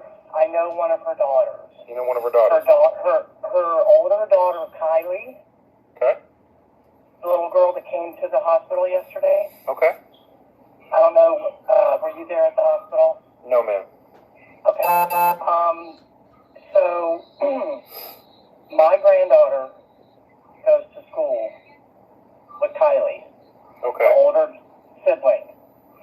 I have known about her mother and a little bit about her stepfather for a while now. Kylie was removed from the home. Apparently there's been a lot of abuse, neglect, malnourishment, all that with the other children in the house. Okay.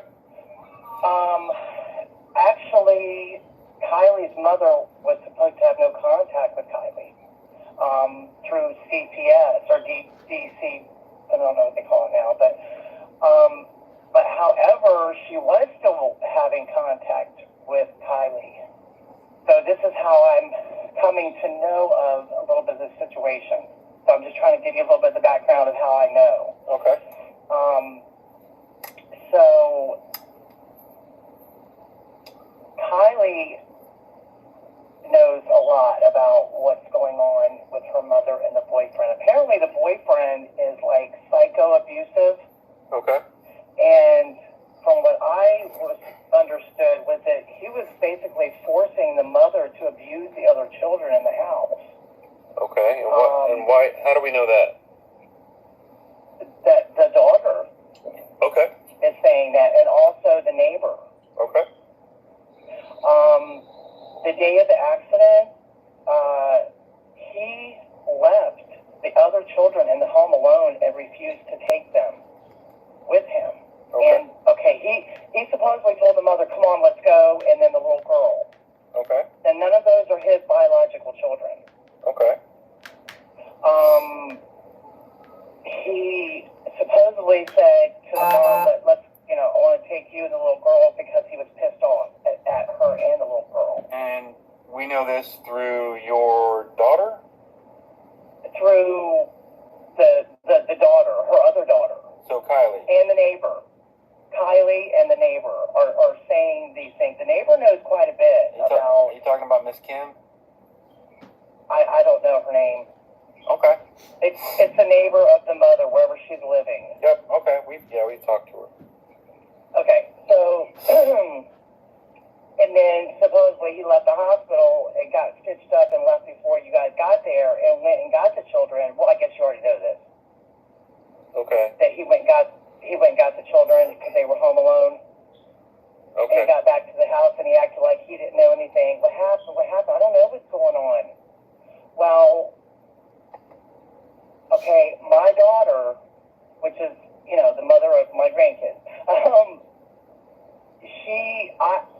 Kylie called me yesterday crying and I couldn't even understand what she was saying. Because Kylie's become kind of like part of the family for us because we know of her situation and we've kind of taken her in as like a step, daughter kind of. Okay. Well then their house caught on fire. Kylie was home alone. Caught their house on fire by accident. So the place that they're living now is temporary housing. Okay. Until their house is being finished, supposedly. So that is why Kylie is not with the mother and the other children. But supposedly he came back to the house because he left the children alone. And came and got the children and then took them to the neighbors and left. Okay. So, the message that we got said it was all planned by the husband. Why do you think it was planned by the husband? And that's what apparently The husband? Wait a minute. She's clearly identified there's a difference between the husband and the boyfriend. Mustafa is the boyfriend. The husband she's talking about went forward. The fuck is she talking about? Very confusing. Well, in light of everything that's coming out,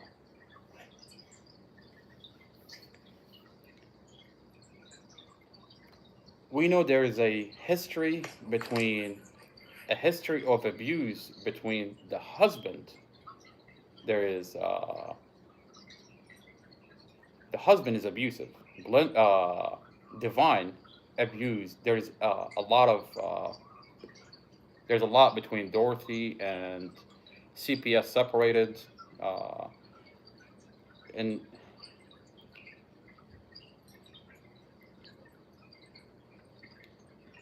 Divine abused the kids. There is CPS reports. There's police body cams. She's taken everything that's about the husband and mixing it where it's Mustafa. Now, mind you, she says, I don't know Dorothy. I'm not there. But she's being used as a witness.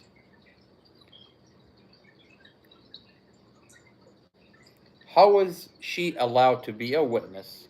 How are you a witness to something that you've never seen? You don't know. Yeah, she wasn't a witness to any of it. It was somebody's told her something. Exactly. Now, what they're doing here, Amy Hodgkins is not going to be called into court to testify and be used as a witness. What they're doing here is they're manufacturing probable cause. The kids are lied to by the police. Jaden, in a forensic interview, and we'll watch that forensic interview in a little bit, tells the psychologist with Prince William County Police Department, he tells her, the investigator told me that Mustafa did this on purpose. Now, mind you, this is within hours of the vehicle accident. This is at the stage where they haven't talked to Mustafa. They haven't watched the dash camera. They haven't investigated this vehicle accident.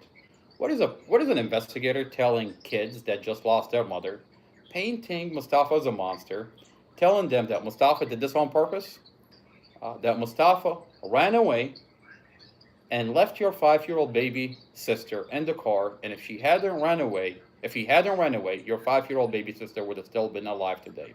Now, this is a 13-year-old child.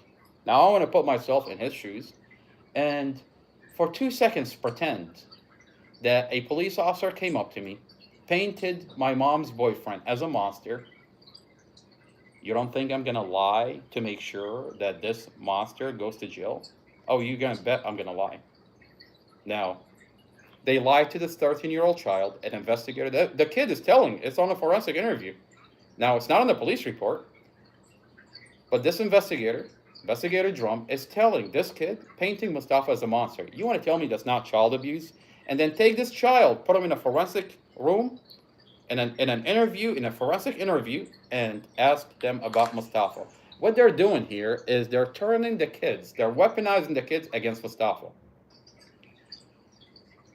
to manufacture probable cause. Now, when you listen to what the kid is talking about, the 13-year-old child is talking about, and then you watch the Google Nest, you watch that Mustafa loves his family. You watch the kids love Mustafa. Dorothy and Mustafa love each other. Now, what's happening here is they're painting Mustafa as a monster, weaponizing the kids against Mustafa only to record them and extract statement and write what they want out of this interview. In that forensic interview, it doesn't say that an investigator told me that Mustafa ran away, left my 5-year-old baby sister, and if it wasn't for him running away, my 5-year-old sister would have been still alive today. That's a lie. We see that Mustafa was helicoptered. We see that Mustafa was in a coma. So what are they talking about? Running away and leaving your 5-year-old baby sister in the car. If she hadn't run away, she would have still been alive. They lied to the kids. And now you have Amy Hotchkiss manufacture probable cause. She says that Mustafa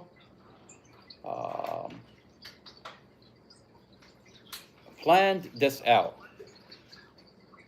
She says that Mustafa specifically told Dorothy on that day, picked that day, told Dorothy and told 5-year-old Empress, because he hates them so much, he told them to go on that day, get in his vehicle. And he told the kids, the boys, to stay home. When we watch the Google Nest, we see that Mustafa woke up late in the afternoon, didn't want to go anywhere, and Dorothy is the one that's telling him, I want you to take me to the cemetery. It's my mom's anniversary. We see that Dorothy is the one that's telling 5-year-old Empress to go with her. We see Dorothy is the one that's telling their boys to stay. Now they're charging Mustafa with premeditated. They're saying that Mustafa planned this out. How is this premeditated when the Google Nest are showing that Dorothy is the one that wanted to go? It was Dorothy's idea. The Google Nest contradict the prosecutor and what the prosecutor is charging Mustafa. The prosecutor's narrative. It contradicts what Amy Hotchkiss is talking about. Amy Hotchkiss says, it's Mustafa that planned this out. It's Mustafa that wanted Dorothy to go. It's Mustafa that wanted 5-year-old Empress. That's not true. The Google Nest shows otherwise. They're terrified that this Google Nest exists it's been 2 years and they refuse to put the Google Nest on the record. They're terrified that there is a Google Nest that contradicts what they're talking about. Now, it's been 2 years and they're still hiding the dash camera. The dash camera that everybody is watching on the internet. It's protected material. It's sealed material by the county. Now, what is this county terrified of this dash camera for it to get released on the internet? I'll show you why they're terrified. Because it shows that the whole entire thing is a vehicle accident. They're terrified. On NBC4, you only see 4 seconds of this dash camera. Now, you don't have to take my word for it. There's an expert witness that looked at the dash camera, looked at the discovery, looked at everything, and came to the conclusion that this is a vehicle accident. She says, I watched the dash camera, and Mustafa did everything he can to avoid a vehicle accident. Now, There are details in this dash camera. There's a CCTV camera inside 7-Eleven, 5 minutes before the vehicle accident. Now, when you look at that CCTV, details matter. Details matter. When you look at the CCTV inside 7-Eleven, 5 minutes before the vehicle accident, and you zoom in on Mustafa's cell phone when he's inside 7-Eleven, you see that Mustafa is pulling up a coupon. And if anybody smokes cigarettes and knows what I'm talking about, you can save $2 off your Newport when you pull up a coupon and scan it at the register. Mustafa spent almost like 10 minutes because the clerk was giving him a hard time about using the coupon and he wanted the original coupon. So Mustafa is spending like a good 10 minutes looking up a coupon to save $2 off his pack of cigarettes. And you want to tell me that this man that spent 10 minutes looking for a coupon to save $2 off his cigarette is gonna go down the street to crash this vehicle on purpose? Bullshit. You want to tell me that this man that just got done washing his car with a squeegee. Now, I find a lot of trolls on the internet that are trolling the dash camera. They're like, why is he washing his car with a squeegee? I don't give a fuck if he's washing his car with a fucking underwear. He's cleaning his car. Yeah, a lot of people what don't. Does it make how? With what? A lot of people don't realize that there is a lot of pollen on his car, and he's sitting there trying to fucking remove all the pollen. Details matter. You want to tell me that a man that just got done washing the fuck out of his car is gonna go crash his car 5 minutes later? He's sitting there. He's sitting there washing Empress, 5-year-old Empress hands. You see him washing her hands. You see him give her a piece of candy.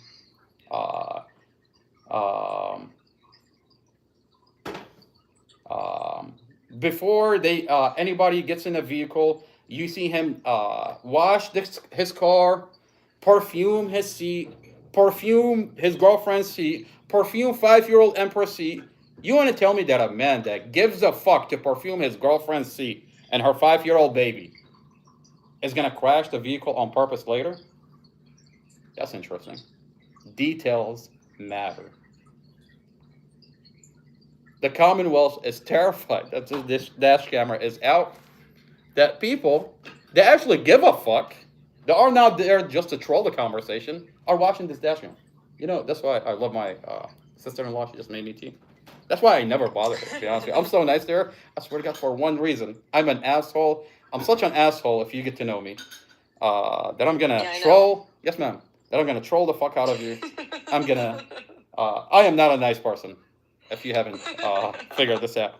You actually are, but we'll pretend you're not for a while. Thank you, ma'am. You know, I like to say that I'm not, you know, and... I mean, everybody should be an asshole in your position. You know, the fact of the matter that people are sitting here, they're like, because I don't like you, your brother is guilty. You're a grouch. Thanks, buddy. You know, what are we talking about here? Okay, are we looking at the details of this case? Body cams are coming out where the investigator himself, Investigator Robert Drum, and Investigator Chad Mason are saying all these are his skid marks. He cleared the vehicle. The SUV turned into him. That's interesting. That's not what they're telling us.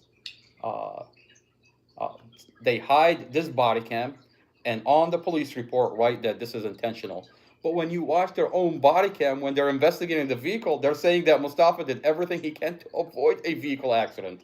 In court, they said Mustafa had no skid marks. You have a police officer on the scene, the main investigator, is saying all these are his skid marks. What the fuck are we doing here? The police mechanic on a body cam is inspecting the vehicle, and he said Mustafa's back brake, Mustafa's front passenger brake does not work. That the caliper failed, did not engage. Now, they inspect the transmission and say the transmission has problem, that it disconnected from the engine. Now, this is major because Mustafa, when he hits the brake, it doesn't brake. Now, you're going 30 miles an hour, you're going 40. Okay, the car works, but at that speed, A lot of people are like, oh, he's going 77. Motherfucker. NBC4 aired out that one clip on purpose. They know that there's the speed on the dash camera, the speed is stuck on 77. The dash camera, when you watch it, even when he's at 7-Eleven parked, the speed says 77. They know that. This is a strategy to troll the conversation. That he was speeding, he's reckless. Bullshit. The computer inside the vehicle shows that he was going speed limit. Speed limit is 55. Now, if he's going 30, you're not going to have a problem. But you're going 55. The brake gave out. The transmission gave out. When he wanted that brake, he was able and managed to get the vehicle to 35, but the vehicle didn't come to a stop. He ends up in oncoming traffic. You've got 2 seconds to react. The vehicle on your right doesn't let you go back and merge in. You take the wrong lane. You can't go back into traffic. There's a medium right in front of you. You end up in oncoming traffic, and you avoid every vehicle. You make it all the way to the other side. The SUV turns into you. That's not what they said. They lied. They lied. And on the body cam, investigators say that SUV turned into Mustafa. What did they do? They conceal that evidence. I mean, it's been 2 years. If you FOIA that material, they're not going to give it to you. They're going to tell you this is sealed material. Okay, I have them, and there is nothing they can do about it.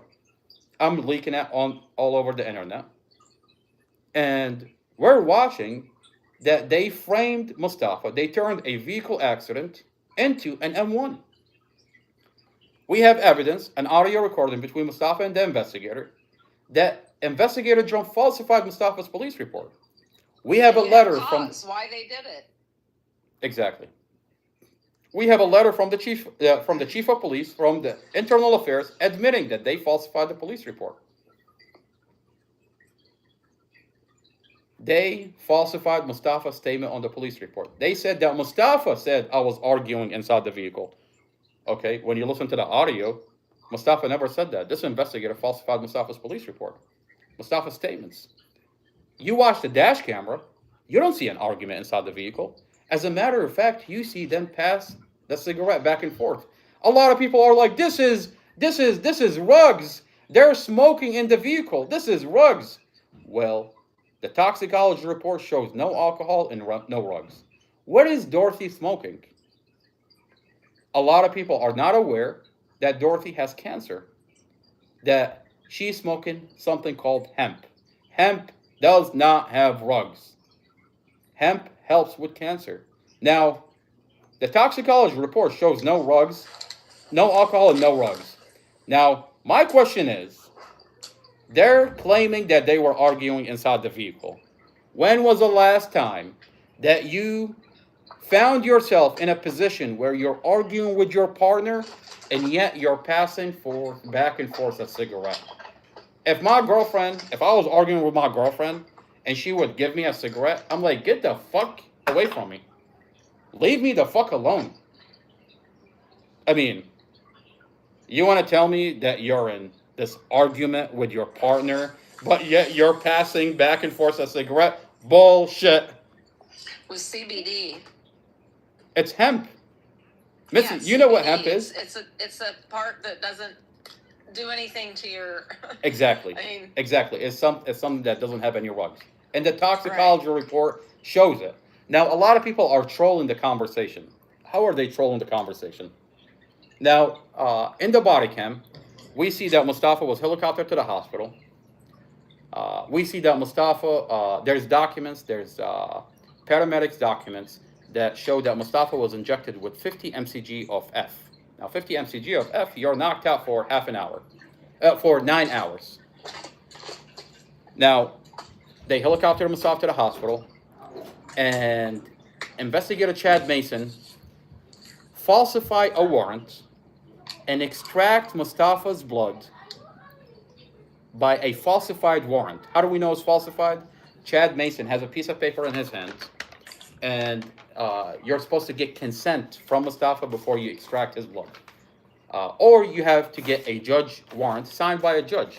Now, if you zoom in on that body cam, you see Chad Mason's signature on there. He falsified a warrant and illegally extracted Mustafa's blood. Oh my God.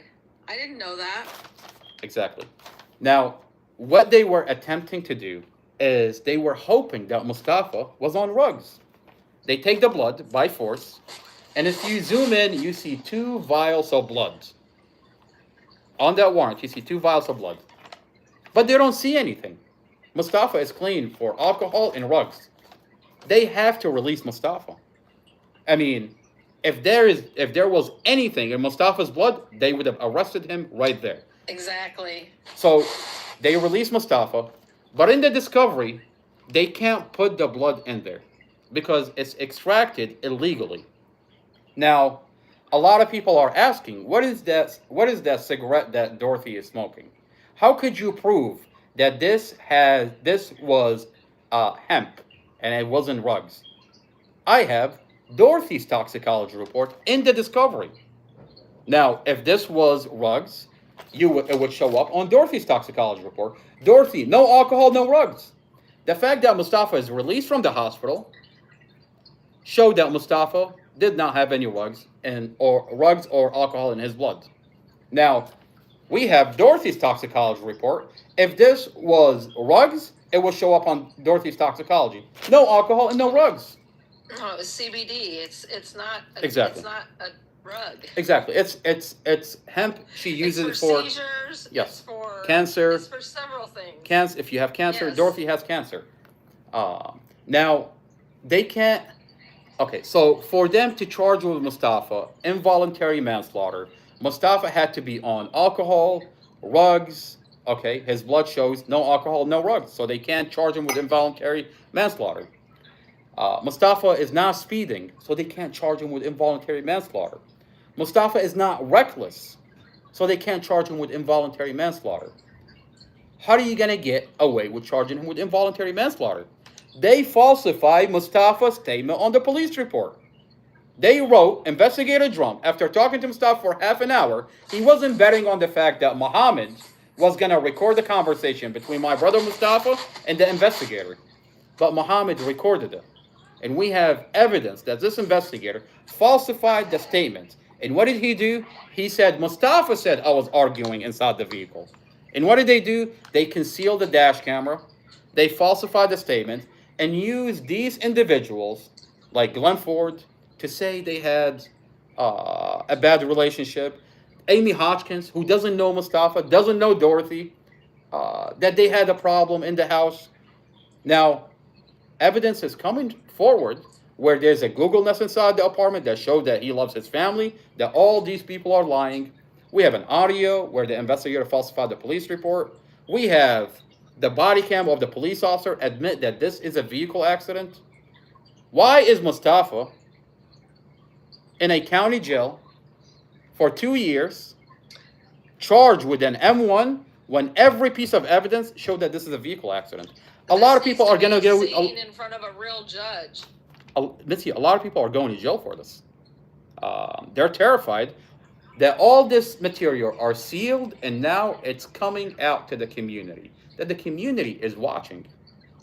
I pray they're held accountable. Oh, But look at how nobody is ever held accountable for anything. Ma'am, you know, I'll tell you, I mean, look at what happened in we're New York. fighting. And Yes, it's ma'am. on video. They did that to that guy, and they just Yeah. got fired. It's sad. It's really sad that they unalive 13 individuals, unalive Robert Brooks, and no charges are brought into these people. It's like as if they're held to a higher standard, a standard that does not apply to the rest of the community. Well, And that's- we're in the United States of America. It doesn't work that way. It's not supposed to be that way. My brother is carried unconscious from one cell into another cell, naked, unconscious. And on camera, they were still beating him. Why are they beating him when he's handcuffed and unconscious while they carry him from one cell into another cell, only to take him to another cell, beat him, and essay him into that cell? And then So evil. Sergeant Daniels will put his boots on his head, and he said, if you ask for a medical, the nurse is about to be here. If you ask for a medical, we're going to unalive you here. You know, I'll tell you, God is angry when you have body cams and sealed material get released out to this community. I mean, this is a miracle. We pray that we get justice for my brother Mustafa. We pray that we get justice for his girlfriend Dorothy. We pray that we get justice for 5-year-old Empress. And if they're not in heaven looking and protecting my brother, and justice will be served for my brother and Dorothy and Empress. I mean, look at everything that's happening. This is a miracle that we're in possession of these body cam, and the community is watching. These people are not going to get away with this, and the best is yet to come. I hope they get Missy, more than fired. ma'am, these people are, I promise you, they're going to jail. We're going to take a break, and we're going to continue to listen to this bullshit. Christina Alcazar, a.k.a. Amy Hotchkiss. I own that bitch. She's mine. I have her on a leash. I put her in a scarf. I got her to change her heritage. Now she's not Hungarian anymore. She's Iraqi. And if your husband that has no balls can control you, you can count on Mustafa's brother to control you. I mean, look at everything that I'm doing. I got that bitch to go private. Okay? I got her to change her profile picture into an Iraq. She has her picture. If you go on her picture, she has... I got her to change her picture to Imam Ali's picture. And you don't have to take my word for it. All you have to do is go look on her profile. That bitch is private, running away from the monster himself. I am a monster. I am, what do you call me? A cult leader? I am a dictator. A monkey monster. A monkey monster. Okay? Once you go barefoot, you'll never come back. As a matter of fact, I'm barefooted now. I'll be back, okay? I love you guys. Missy, thank you for being here, ma'am. We're going to continue to play this bullshit, and we will be back. Really, in the neighbor belief is that he has said before that he was going to kill her, and that the day that he left, you know, why didn't he take the other children? And it was just like he wasn't really going anywhere specific. It was almost like it was all intentional. I'm gonna go do this and I'll be right back. Okay, You know what I mean? okay. So his veering off into the other lane was intentional. So what you know is through Kylie and the Miss Kim, the best friend. Yeah, the neighbor, yes. Okay. I just know her as the neighbor. Kylie, have you spoke to Kylie? We have so there are special detectives that do interviews with children. Children, right, And right. they are doing that today. Okay, good. So they will get that information hopefully from the children. Well, I think you're going to get a lot of information you're not going to expect because Kylie knows a lot about what's going on. That poor girl has been through... These are children that have fallen through the cracks. Okay. Another one that's fallen through the cracks with the CPS or whatever, because CPS is aware. I mean, obviously they took Kylie, you know, from her. The mother wasn't even supposed to be having contact with Kylie. But Kylie would call me and she'd be like, my mom is calling me. My mom wants money for me. My mom is making me smoke pot. My mom is making me, you know, take drugs. And then she's telling people, look, she's a druggie. And, I mean, all kinds of crazy just... Wait a minute. Are you talking shit about Dorothy? I thought you were advocating for Dorothy and Empress. Christina Alcazar? Let's listen to that again. What's really going on here? Like, the amount of bullshit that we're getting out of this. Right? Like, what the hell? You have Glenn Ford talking shit about Dorothy and the kids. You have Amy Hotchkiss, a.k.a. Christina Alcazar, talking. I mean, like, it's fucking weird, to be honest with you. So the place that they're living now is temporary housing. Okay. Until their house is being finished, supposedly. So that is why Kylie is not with the mother and the other children. But supposedly he came back to the house because he left the children alone. And and came and got the children and then took them to the neighbors and left. Okay. So, the message that we got said it was all planned by the husband. Why do we think? Yes. Why do you think it was planned by the husband? And that's what apparently Kylie and the neighbor believe is that he has said before that he was going to kill her, and that the day that he left, you know, why didn't he take the other children? And it was just like he wasn't really going anywhere specific. It was almost like it was all intentional. I'm going to go do this and I'll be right back. Okay. You know what I mean? Okay. So his veering off into the other lane was intentional. So what you know is through Kylie and the Miss Kim, the best friend. Yeah, the neighbor, yes. Okay. I just know her as the neighbor. Kylie, have you spoke to Kylie? We have there are special detectives that do interviews with children. Children, right, And right. they are doing that today. Okay, good. So they will get that information hopefully from the children. Well, I think you're going to get a lot of information you're not going to expect because Kylie knows a lot about what's going on. That poor girl has been through. These are children that have fallen through the cracks. Okay. Or another one that's fallen through the cracks with the CPS or whatever, because CPS is aware. I mean, obviously they took Kylie, you know, from her. The mother wasn't even supposed to be having contact with Kylie. But Kylie would call me and she'd be like, my mom is calling me.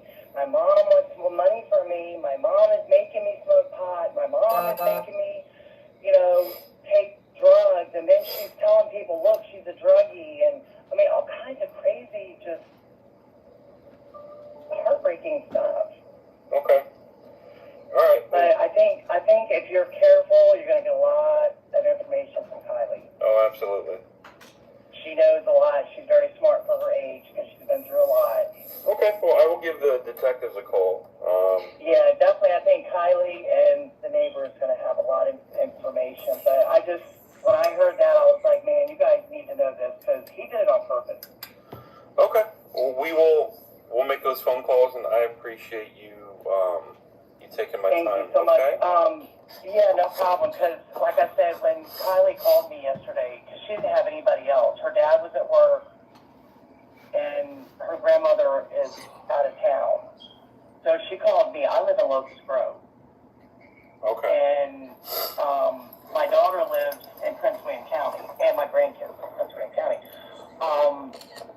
And I was ready to go, and then I called my daughter. I said, look, you're closer than I am. And she said, Mom, I'll go get her right now. And that's Kylie Clapp. Yes. Okay. All right. Well, let me give Kylie a call. Okay. And then we'll talk to her. How old is she? I believe she's had a birthday in October. I think she turned 14 or 15 because she actually celebrated her birthday with us. Not even her own family. Okay. She was with us on her last birthday. Well, let me give Kylie a call. Okay, and Kylie also knows the number to him, has his phone number. Yeah, well, we have his phone. Okay, good. Awesome. All right, well, thank you very much. Casey, hello. If you need anything else, let me know. All right, take care. Missy. All right, so let's see. Hello. I can't see that far. What is it? I'm sorry. How do you say your name, ma'am? Prosperity. I'm sorry. One more time. Prosperity. Prosperity. Oh, plus 30. Okay. Thank you for being here. Thank you for being part of the conversation. Do you have any questions for us? What do you think She's a of this? friend of mine, Amar. Oh, hello, ma'am. Any friend of Missy is a friend of ours. She's one of the good guys. She's just learning about all this. Thank you for being here. This is a lot. You know, we're going through these body cams. We're going through this material that we have, and we're asking, why is all this sealed? And can't help to come to the conclusion that these people are protecting themselves. These police officers lied and they're falsifying. I mean, why not be transparent with this community, with this family? You want to say my brother is guilty? Help me prosecute him. Give me a narrative that makes sense. Convince the family that he's guilty. I mean, this is my thing with this prosecutor. Since day one, their narrative doesn't make sense. You want to tell me that my brother hates his family and he wanted to unalive them? And he drove into oncoming traffic to unalive himself? Yeah, that doesn't make sense. With a dash camera inside his car that he's had since 2018. What are we talking about here? You know? Yeah, that's crazy. Well, we already know the system is cracked anyway. It's it's disturbing. All these people that are popping up on this on these body cams, their cell phones are gonna get subpoenaed, and I'm terrified to find out what's gonna be on their cell phones and their emails, because we're coming to the. Your brother has a lot of money from Ma'am, it's these people have taken all of our money. The first attorney steals $55,000. Flat out steals it, and then we come to find out that he has a relationship with the investigator that falsified the police report. And when you tell the story, how is your attorney? I mean, I've got his body cam, and he's on body cam, collaborating with this investigator on how to prosecute my brother. Now, what does that mean? By the way, I haven't released that body cam. There's another body cam where he's standing with this investigator that falsified the police report, and they're talking about how they're gonna bring in a psychiatrist to deem him incompetent so that he doesn't testify in court. Testify against them. Now, in what world does your defense attorney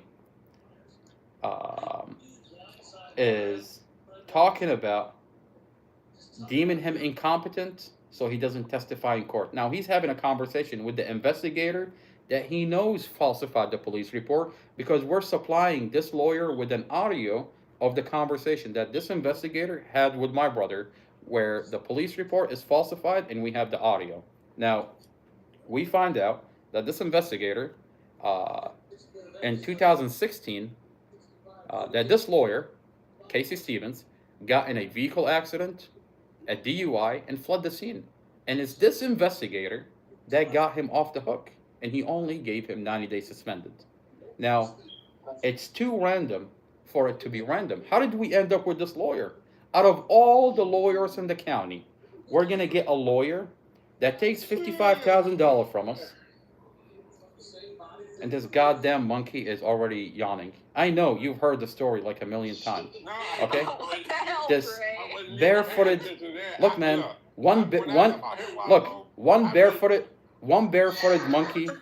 One barefooted monkey to another monkey. For the love of God, don't sleep in my class. When I was gone for the 35 or 40 minutes, or how long I was gone, I was talking to the Mark guy. You know what people are telling me? They're like, yeah, they're telling me you keep repeating the story. I swear to God, I've heard this. You keep telling the story that your life is a rerun.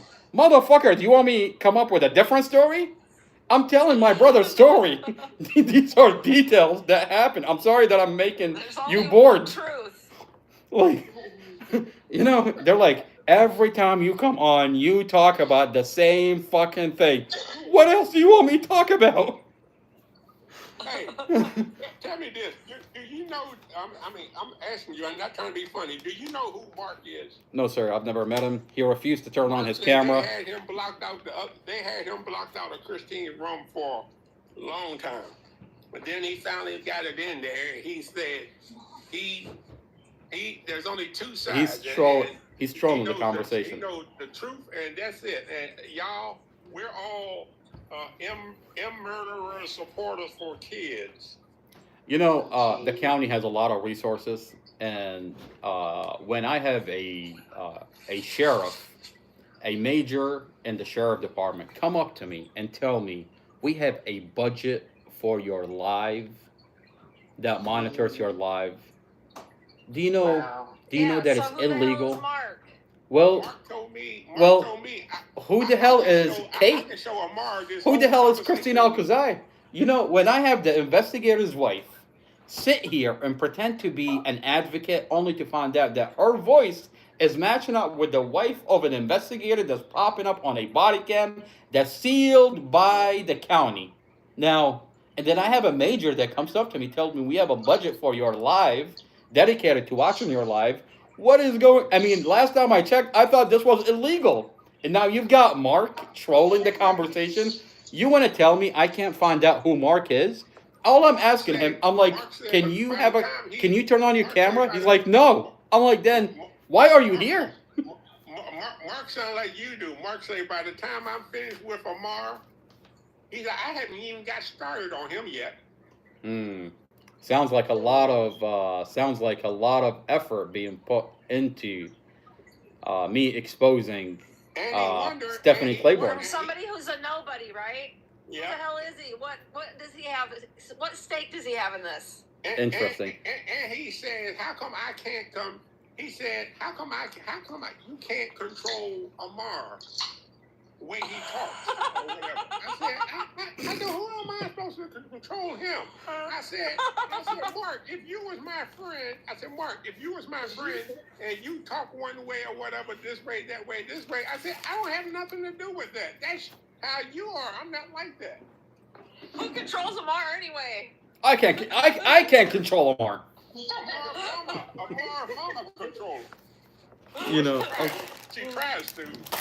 Well, she tries. Well, she tried. We've all tried. We all saw Christine Alcazar try to control me. We all saw how that turned out. So I want to ask a question. I didn't Yes, come ma'am. in at the very beginning Yes, ma'am. of why they're trying to set him up. I know they got an accident. Is there a reason why? Well, my brother was involved in a lawsuit against the police department for entering our house without a warrant. There was $500,000 lawsuit, and the police department got to a point where they were going to settle with $500,000. It was a lawsuit that dragged from 2018 all the way to the vehicle accident. I have a tragic vehicle accident happened, and what we're looking at is the police department, and instead of treating this as a vehicle accident, they're taking advantage of the vehicle accident. Yeah, I heard that part. I just didn't hear the very beginning of Yes, ma'am. that why they're trying to entrap it. So, Yes, ma'am. So now the kids are in foster care is what it is then, right? I'm sorry. Say that one more time. What was the last part? I said now the kids are probably in foster care, right? Well, the way the kids got involved is because you have the police department, within hours of the vehicle accident, go up to the kids, and before they concluded their investigation, they were at the stage where they're investigating the vehicle accident. They're supposed to investigate it. They haven't seen the dash camera. They haven't talked to Mustafa. They haven't concluded their investigation. You have an investigator, and this is not according to me or the kid himself in a forensic interview. By the way, they left that they concealed the forensic interview, and they didn't put that in the police report. In the report, the kid himself says the investigator told him that Mustafa did this on purpose, ran away from the scene, when that's a lie because Mustafa was helicoptered to the hospital. He was in a coma, helicoptered to the hospital. So that's a lie. He said, imagine a 13-year-old child, a police officer comes up to him, an investigator, and tells him, Mustafa unalived your mother on purpose. He ran away, and if it wasn't for him running away and leaving your 5-year-old baby sister in the car, she would have still been alive today. and then they put that kid in a forensic room, and then they ask him questions about Mustafa. Now, if I was a 13-year-old child and someone told me that my mom's boyfriend unalived my mom, I'm gonna lie to make sure that he goes to jail. Now, how do we know that everything that this kid said is a lie? Because the apartment had a Google Nest that shows everything that the kid is saying is a lie. In fact, they Dorothy, Mustafa, and the kids had a beautiful relationship. Jaden loved Mustafa. That 13-year-old child loved Mustafa. And we have the Google Nest inside the day of the accident, the day before the accident, the day before. So 3 days of Google Nest material inside the apartment where we see that it's a beautiful relationship. What happened? And the kid tells us what happened. Those kids were weaponized against Mustafa. The police department it's one thing to use probable cause. It's another thing to fabricate probable cause. Now, there's a ex-boyfriend that's in the apartment. That ex-boyfriend, we have the body cam where he's talking about watching Mustafa, watching his ex-girlfriend, and that neighbor that ex-boyfriend is being used against Mustafa. Now, this ex-boyfriend says, I've never been there, I've never seen abuse, but he says there is abuse. But I've never seen abuse. So he's never witnessed abuse, he's never seen abuse, but he says there's abuse. Now, what is the ex-boyfriend? He says, Mustafa doesn't know me, Mustafa never talked to me, I've never talked to Mustafa, but he says he's been watching Mustafa. He's been watching his ex-girlfriend.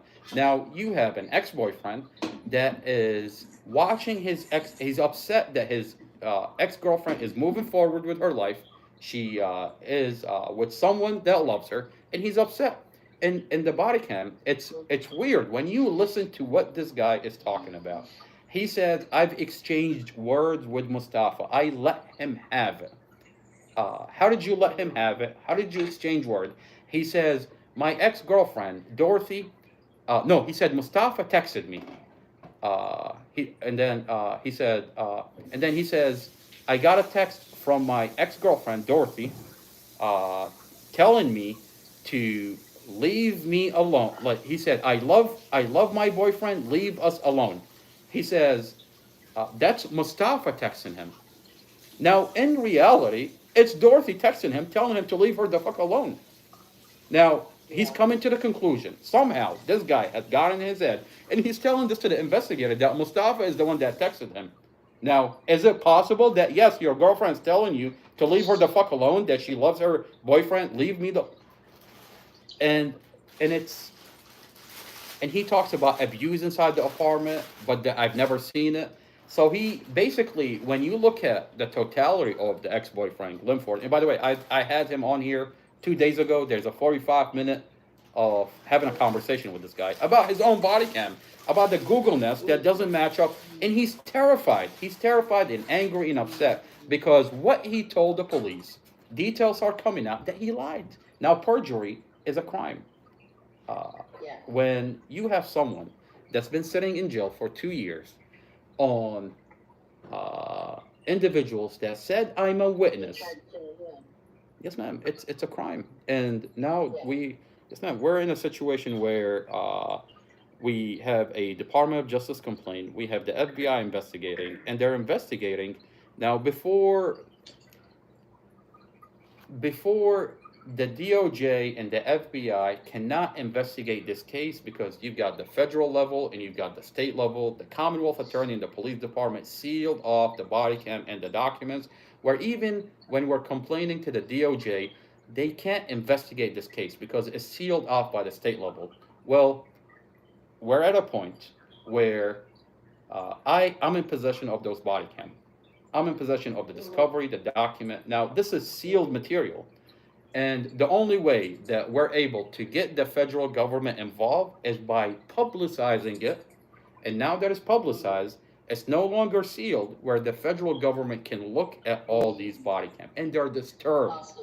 They're disturbed on so many levels because they're watching the police department use individual like the ex-boyfriend, the kid, weaponize the kids, and Amy Hodgkins, who says she's a witness but didn't see anything. I mean, that body cam that we just heard, She says, she gives a lot of statements about what happened, but then she says, I wasn't there, I don't know Dorothy, I don't know Mustafa.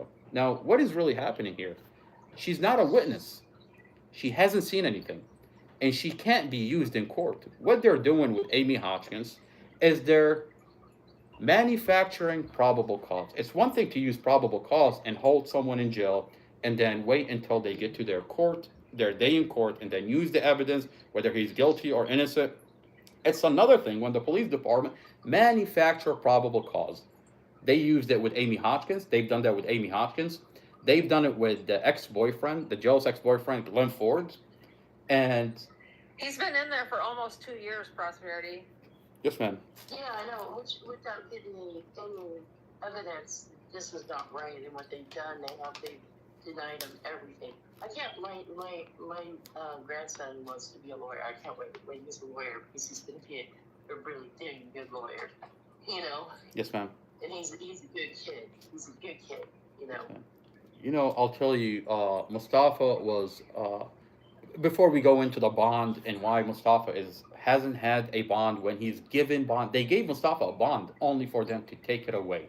Now, it's disturbing, and the judge is in a lot of hot water because the judge looked at the evidence and gave Mustafa a bond. The prosecutor issues out a 7-day stay and comes back with an accusation without any evidence. And she says the evidence are there. Now, we pulled this evidence along with other protected material, and we found out that she has no evidence that this judge simply did the prosecutor a favor. He ruled and denied Mustafa the bond without ruling on the actual evidence. And we're in possession of this evidence where the judge is in a lot of hot waters. Now, I'll go into the details of what I'm talking about. Before I go into the details of the bond, those body cams, when you watch these body cams, you hear that the main investigators at the site of the accident are saying themselves that this is a vehicle accident. Now, that's disturbing. That's disturbing because in court, they took the stand and said something completely different. They said that there were no skid marks when on body cam, where we hear them say all these are Mustafa's skid marks. That Mustafa cleared all the vehicles, and the SUV is the one that turned into Mustafa. Now, we have pictures of the vehicle that show that the SUV actually turned into Mustafa. Now, these body cams are sealed. The police report actually depicts a different story. They falsified the police report, and the police department is a separate agency from the Commonwealth. The police department, right? Is pretty much they're all kind of crooked anyway. They're all part of the Well, Mason crowd. yes, ma'am. Well, in this case, what they've done is they falsified the police report and submitted them to the Commonwealth attorney, and the Commonwealth attorney is a separate entity and brings up charges on police report. They don't watch body cams. They go off of police reports. And if you talk to a Commonwealth attorney or the prosecutor, they tell you we don't have the time to sit and the effort to watch body cams. We go off. We go. I mean, it's all bullshit, by the way. But this is their way out. You know, they tell you we bring up charges based on police report. Now we're reading police reports, and then we're watching the body cam. They're a completely different story. The police report says there is no skid marks when the body cam show skid marks, and the police officers themselves, the investigator Drummond, investigator Mason, is saying all these are his skid marks. He cleared the vehicle. The SUV turned into him. Okay, so you're telling me that he did everything he can to avoid a vehicle accident, but the police reports are falsified. Now, this is disturbing, and as a community, we're all watching. I mean, for 2 years, we've been talking about details in this case, and they simply dismiss the family. They say this is the family. They don't have the evidence. You don't know what we have. Well, now we know what you have, and we're leaking it out to the community. You can no longer dismiss this family, because we're in possession of your body cam, your investigator saying that this is a vehicle accident. It's a problem. Yeah. The bond, the judge gave Mustafa a bond. The Judge Weimer looked at the dash camera. They played the dash camera in court, and then the prosecutor was so angry that she got up and she said, Judge Weimer, Mustafa stated he was arguing inside the vehicle, because the judge looked at the dash camera and he tells the prosecutor, he said, Prosecutor Sarah Sammy, I'm not seeing an argument inside this vehicle. She says, Your Honor, Mustafa said he was arguing inside the vehicle. Mustafa's lawyer stands up and he says, Your Honor, I have a letter from the chief of police from Internal Affairs that they admit that this investigator falsified Mustafa's statement on the police report. As a matter of fact, I have an audio where it shows that Mustafa never said he was arguing. There is an audio where this investigator falsified the police report. So the judge says, let me hear it. They played the audio, and in fact, Mustafa never said that. This investigator simply falsified the police report. Judge Weimer gave Mustafa his bond, and the prosecutor gets so angry. She gets up and she says, Judge Weimer, the Commonwealth attorney is not going to be happy with you. What the fuck does that even mean? What does that mean? What do you have on this judge that you can, as a prosecutor tells a judge, the Commonwealth attorney is not going to be happy with you? What does that mean? What do you have on this judge that you get away with saying that? And then she says, I need a 7-day stay. Okay, so Judge Weimer gave him the bond, but the prosecutor tells the judge, I want a 7-day stay. And they keep Mustafa for 7 days. The prosecutor comes back after 7 days and she says, Your Honor, Mustafa threatened a correctional officer. What? Without evidence, without anything, she just says Mustafa threatened a correctional officer. And then she takes it and then she says, Your Honor, if I get a lip reader, the lip reader is going to say that Dorothy said Empress is in the vehicle. 5-year-old Empress is in the vehicle. That supposedly that Dorothy was screaming that Empress is in the vehicle. Now, NBC4 runs a clip on the news, and they say the prosecutor has a lip reader, and the lip reader says Dorothy said Empress in the vehicle. First of all, that's a lie, because the prosecutor never said, I have a lip reader. She said, if I have a lip reader. Now, the prosecutor is not a lip reader, and she can't assume that the lip reader is going to say Empress is in the vehicle. There's a big difference between if and I have a lip reader, and this is what she's saying. The news lied to the community. Now, I have a recording inside the court that prosecutor Sarah Sammy said, if I have a lip reader. That's a lie that the prosecutor has a lip reader. 2, now, before we go into 2, we found out in the discovery that Officer Zymus with the Prince William County Digital Forensic admit that this dash camera has audio, and the audio is on the SD card. Their position is that for 2 years, they've been telling this community that this dash camera does not have audio. This dash camera does have audio. This dash camera is a very expensive camera out of Best Buy. That's a $500 dash camera. It's a Rexon dash camera. It's the best dash camera in the market. It has audio, but this police department all of a sudden claim it doesn't have audio. Now, in the document, they've been sitting on a document where their own police officer, the digital forensic with Prince William County, admit that this dash camera does have audio, and the audio is in the SD card. You know the SD card? It's in the SD card. Now, now we're reading this document. So you're telling me that you have the audio, but you sit in court, talk about if I have a lip reader? Why do you need a lip reader if you have the audio? That's one. Okay, now that's exculpatory evidence. They've hid exculpatory evidence from Mustafa. Exculpatory evidence, whether exculpatory evidence mean when you have a case and you present the evidence to the person that's accused, you have to give all the evidence, good or bad. You can't cherry pick what you want. Now, you're telling me that you're sitting on the audio, your forensic, digital forensic, admit that it has audio, but you're sitting there lying to the judge, lying to Mustafa, lying to the community. Well, that's a problem. Now, two, you said that Mustafa threatened a correctional officer. Ma'am, I pulled their documents. I pulled the CC, the jail video inside the jail. I pulled the hearing that was conducted inside the jail, and there's a witness that says Mustafa never threatened a correctional officer.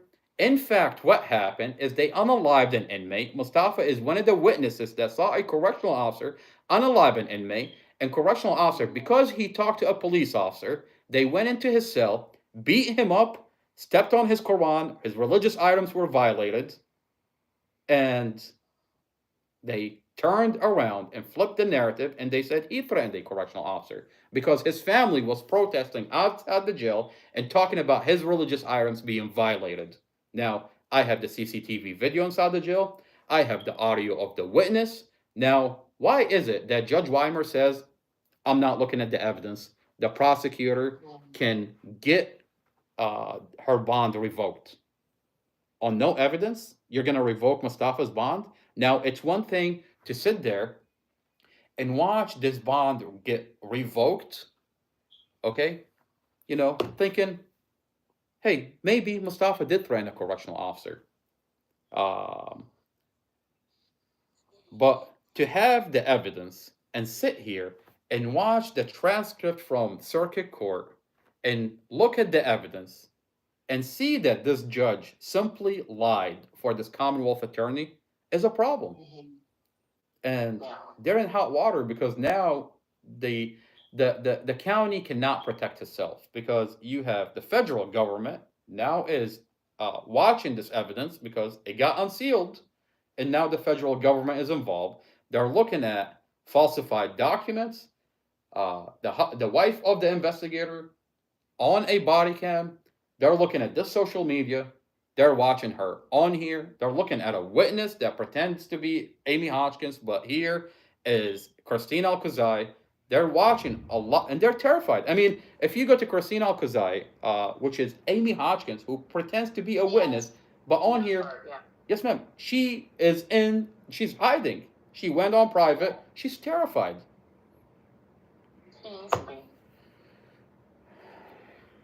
Shelly, yes, ma'am. Shelly, how are you, ma'am? Thank you for being here. Would you allow me to pray? Ma'am, I would love for you to pray. Father God, I just pray right now that you would go forth and make a way where there's no way. I pray that you'd bring justice to this case. I pray that what is done in secret will be shouted from the housetops. I pray right now, God, that you would just send your angels to go in there and protect his brother. God, that you show yourself true in everything. God, that you would just bring this into fruition, Lord God. That this man would be set free and be given justice. That they wouldn't be able to hide anymore. And we just ask this in your name. Ask us that you would just go forth in your power and make your way to show yourself up. You're a good God. We know this. And I just pray what the enemy has come in and done will be just torn apart and will be dismantled in your name, Yahweh. Amen. Amen. Amen. Amen. Thank you for praying, ma'am. I appreciate you being here. I appreciate you being part of the conversation. Yeah, that's something I like to do is pray. Yes, ma'am. I had to pray all day, and you know, I just, that's the only way I've ever known, you know. Yes, So. Thank you yeah, for I'm praying praying for us. um, Shelly, how yeah, are you, there's a ma'am? lot. Me and Misty have a lot of things in common. I love this girl, man. I've known her for a while now. She takes a deep dive and when she does, she's pretty good at what she does. Yeah, we like good things, and I've been doing that for years, and just on the internet and some of the stuff that she's kind of exposed. That's kind of what I've done, and had all the things shut down on the internet. And I actually was stopped for a while. I mean, we're living in a very in a really disturbing time. When you look around and see everything that's happening, it's disturbing. Yeah. I mean, it is. It's just like crazy. It's like, there has to be a breaking point here. That's the thing. There has to be a breaking point because it's it's just gotten to the place where these reptilians basically is what they are. I mean, And yeah. have I mean, taken I believe it. Yeah. Yeah, they just taken over two countries. So. I mean, who are we really dealing with? I mean, we're getting to a point. Who are we dealing with? I mean, to sit here and demand for something as simple as accountability. I mean, that's a problem. That's a problem. When you no longer have accountability in a community, you're not living in a community. You're living in a very unsafe community. Yeah. Well, you never know. I mean, it's just like all these fires and stuff that are going on right now. I mean, my sister had over our firehouse this summer. They had a big fire, and you never know what it is. But You don't know where it is. You don't know if we're getting nuked. I mean, are we getting nuked? Is there really a wildfire like they tell us? We don't know. Are they aliens or is it government? You really don't know. Some weird things over where she lives over in Oregon, up in the mountains, and she's had some. They've had some mysterious things happen over in there with cows and stuff. Yeah, it's gotten weird. But my brother-in-law went in there. He's a firefighter, and he got everybody round up, and they saved everybody's property. Everybody. So they didn't even get a chance to burn down their place. I mean, it came right up to my sister's door, and I was having everybody pray, just not to the door, but pretty much because they had it all cleared off. But my brother-in-law, he was like, I'm not backing down. He stayed there. I guess it got so bad.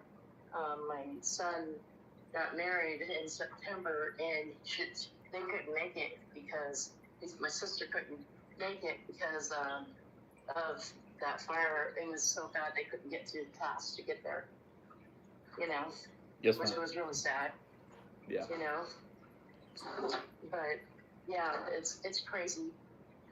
What you don't even know what's real and what's not anymore. It's just like the stupid fog stuff. I mean, I've got the stupid crap that I'm been dealing with for 2 months now. 2 months, I mean, you can't trust the media for sure.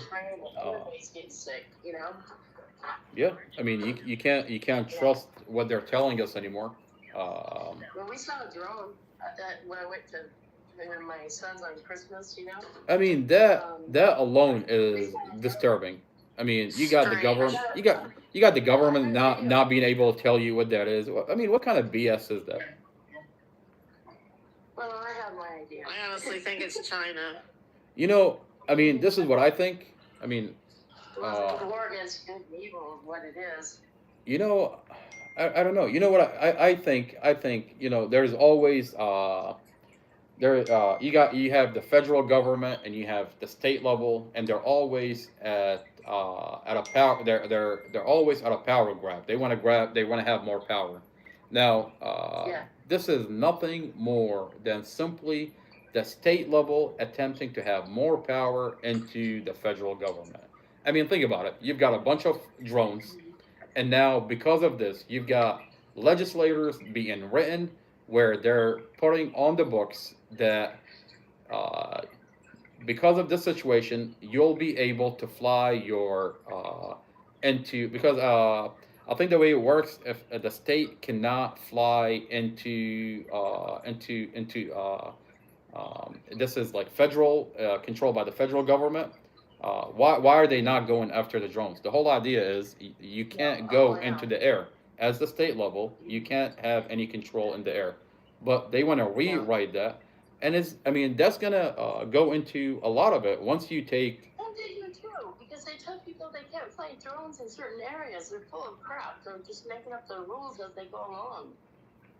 Yeah. Yeah. You know, that's what they do it with the drones, but now they're saying, now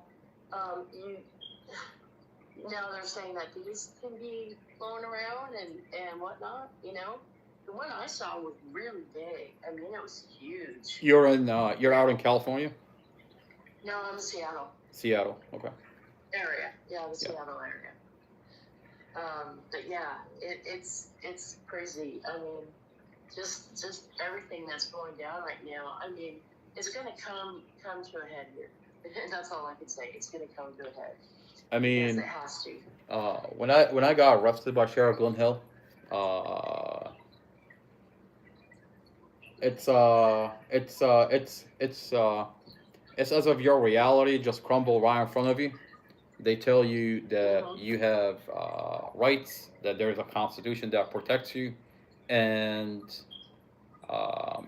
when you're in a situation where we're considered to be sea creatures. We're not even. That Rockefeller put it together. We're basically human means sea creatures. When you are born, you have a birth certificate, right?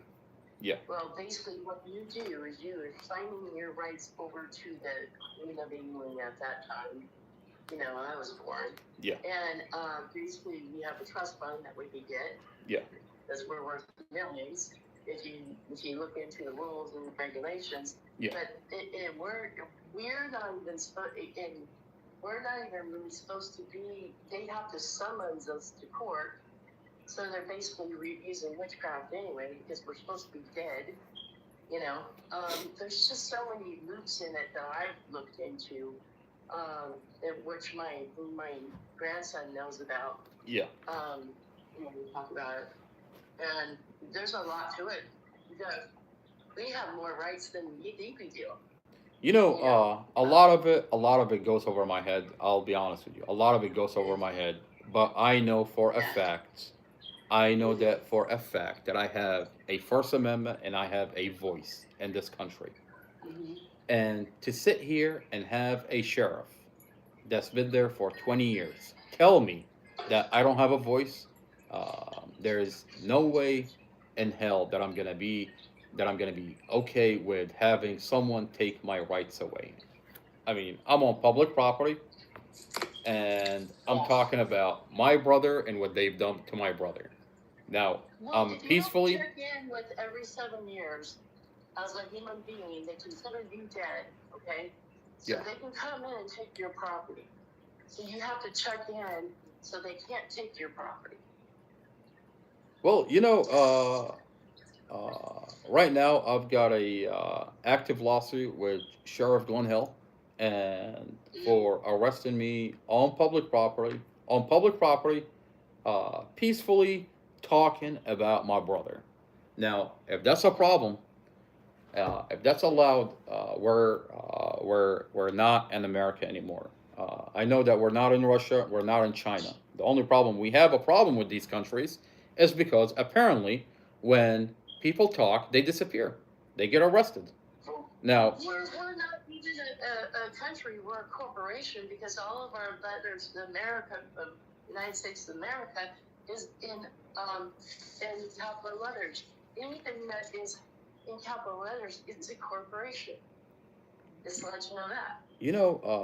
it's one thing. It's one thing. See, when the conversation gets to, that's a very sophisticated conversation, and I'm not going to tell you that I understand it or comprehend it. Yeah. I'm very simple. I know that I have. Mine goes big. Yes, ma'am. I know that I have a First Amendment, and I know that I'm not in China, I'm not in Russia, and I know that I can stand on public property, and I can talk. Now, apparently in Prince William County, that doesn't exist for Sheriff Glenn Hill. And while I'm standing there talking about my brother, Sheriff Glen Hill brings his sheriff and puts me in handcuffs. Now, I refuse to accept that as the reality, that we don't have rights, we don't have a First Amendment. I refuse to let a sheriff tell me I don't have rights, and the First Amendment does not apply to me. Now, he's not, when he arrests me. There's a law that keeps you, when you go to court, you can actually, if the state comes against you, there is a code that you can quote and say, you know, hey, I have this to cover my butt. Yeah. So I do have that downloaded in some of my information if you ever want those codes. Yeah. Well, you know, I have a lawyer, and they're going against the sheriff for. They already deposed. They already have the sheriff deposed. Where this sheriff, and I don't know if he comprehend what mess he's in. He already, in a deposition, he said, "I was peacefully standing there. I'm on public property," and he said he didn't know that I was being arrested for disorderly. Well, while he's on video ordering his deputy sheriff to arrest me for disorderly. We watched it live. That's crazy on so many levels. And in court, 3 times they wanted to give me a plea deal. I'm like, nope, not taking your plea deal. Yeah. And it's, to be honest with you, it's just disgusting. I'm just disgusted with the whole thing, because while I was standing there, Crazy day. yeah, like I was standing there and I was like, I have a constitution, I have rights, and who the fuck are you? Just because you're a sheriff for 20 years, you think you can just step on all over my rights? And yep, it happened. I was like, we're not in America. I swear to God, that moment, that right there, that moment made me realize a lot. But it made me also realize that it's not up to anybody but me to establish and make sure that we're still in America. And it's up to, when situations like that happen, when you walk away and I could have just walked away. I mean, it's a lot to deal with a situation like this. It's money that I don't have. It's energy that should be directed toward my brother. But at the end of the day, what reality do I want to accept, that we're really in China, we're really in Russia, and I'm going to allow my 4-year-old niece to grow in a country where I'm taking that away from her? And that's what it means to me, to make sure that this sheriff is held accountable. Yeah, I mean, it's just sad, to be honest with you. It's disturbing. Yeah. And if it was, and a lot of people walk away. A lot of people, in situations like this, when a sheriff comes up to them and tell them, you're not supposed to be here. What the fuck do you mean I'm not supposed to be here? I know enough that this is not your front yard, that this is not, you having a badge doesn't mean, when I allow a police officer to tell me skedaddle, leave, when it's public property, I just gave that sheriff whatever rights I have. And if you do that, then yeah, you chose to turn this country into a third world country. You chose. Say anything when they question you. My son does the same thing. When he got arrested, he went and he said he pleaded that, because anything you can will be used against you. But even like a ticket, you can get out of the ticket because there's a code you can put on, or 3 letters or 3 like abbreviations for. So They were never read their rights. No. Yeah. Well, that's the thing. Well, even anything. You know, when they arrested me, they never read my rights.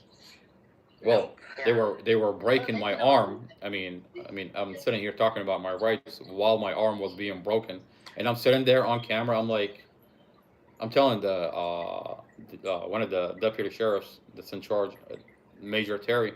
I'm like, your deputy is bending my arm. And I said it like 5 times, and he's like, this. He had his hand in his pocket. He's like, yep, I'm getting a kick out of it. And then one of the sheriffs comes back and he taps him on the shoulder. He's like, what the fuck are you doing? Yeah. Well, my son, when they arrested him one time, they put the handcuffs so tight that he was sitting there pleading with them to take it off. And until he settled down, that's what I did. That's what I did. Not loosening his handcuffs for him. You know they wanted, they wanted me to flinch so they can tackle me down. That was the whole purpose. Is they bend your arm in a position. They tried to do. Yeah. Yeah. The minute you react, they jump on you. I'm like, motherfucker, I've been around the block a couple of times. They want to have charges. Yep. Yeah. They had none. Yeah. Well, like that shit hurt. Let me tell you, that shit fucking hurt. So they can get the money. You know, they have judges that are paid so they can. Because you get so much money for somebody being in jail. You know that, right? Of course. They get paid. He can tell you how much they get. They this guy knows it. They I remember when I came out, everybody was on the live, and they donated to get me out of there. I mean, it was and I can't thank I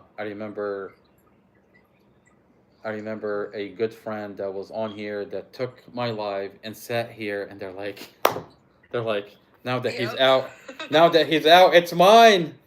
It's my live. Yep. I'm like, lady. Yeah. I'm like, get the fuck out of my life. Like, who are you again? Get away. Yeah. Wow. You're not here. You're just here for a hype. They're nuts. There's some people. Some of them I think they're half machines or aliens or something. No, to be honest with you, I don't know if they're machines. I don't know if they're aliens. I know that when you have a badge and a uniform for a while in a community that's asleep, that badge and uniform gets to your head, and when you run into enough people that you can get away with being able to step on people becomes normal to you. I mean, you think that sheriff is for his first time telling someone to get off public property? Man, he's been doing it for a long time. And he's comfortable enough that he knows that what he's dealing with is the indigent portion of this community. I mean, who can afford to have a lawyer to go after a sheriff, to counter-sue the sheriff and say, I'm going to make sure, hold the sheriff accountable? Let me ask you a real question, ma'am. You think someone that works on 9 to 5 that gets paid $20 an hour is going to be able to take time off of work and hire a lawyer that for most of the cases is a lawyer that plays golf with the sheriff and the judge? You really think they're going to go after? I mean, see, the problem here is you're going to sue the sheriff in General District Court. General District Court, all the judges play golf with the lawyers, with the sheriff. As a matter of fact, when I had General District Court, that's exactly what the judge told me. He said, I just want to let you know that I play golf with the sheriff. My daughter is a lawyer, and the building is half of it is being rented out to the lawyer that you have a problem with, the one that stole your money. And I'm looking at him, I'm looking at the sheriff, I'm like, thank you for being honest. You know, I mean, I'm glad you're being honest. You know, you got me going around thinking this is a conspiracy, but thank you for being honest. You know, my lawyer is really good at doing what he does. What he did, he deposed the sheriff. Even though, he told me, even though this is a kangaroo court, my point is to depose the sheriff. We're going to take it and appeal it to circuit court anyway. He said, just go along with it. So the problem here is General District Court is a kangaroo court. Now, how much money and time and effort that is going to take to appeal it to circuit court? Now, we're going to go to circuit court. More than likely, we're going to have a judge that's doing the same thing. Plays golf with the blah, blah, blah, blah, blah, blah. I'm going to appeal it to a higher court. I'm not going to let a sheriff walk all over me having a voice. I mean, at the end of the day, all I want is to be able to be left alone and talk about what they're doing to my brother peacefully. I mean, if you can't talk about what they're doing to you anymore, this is a problem. This is a problem, not for me, not for my brother, for the fucking country. I mean, Absolutely. They tried to do that to my ex too. So we were living at the house with some people, you know, we were at the house with some people, and they brought in these girls, and they weren't even supposed to be in there, and they made up a story about him. Said he had a knife and he cut her and whatever, and I saw the whole thing down. Yeah. It never happened.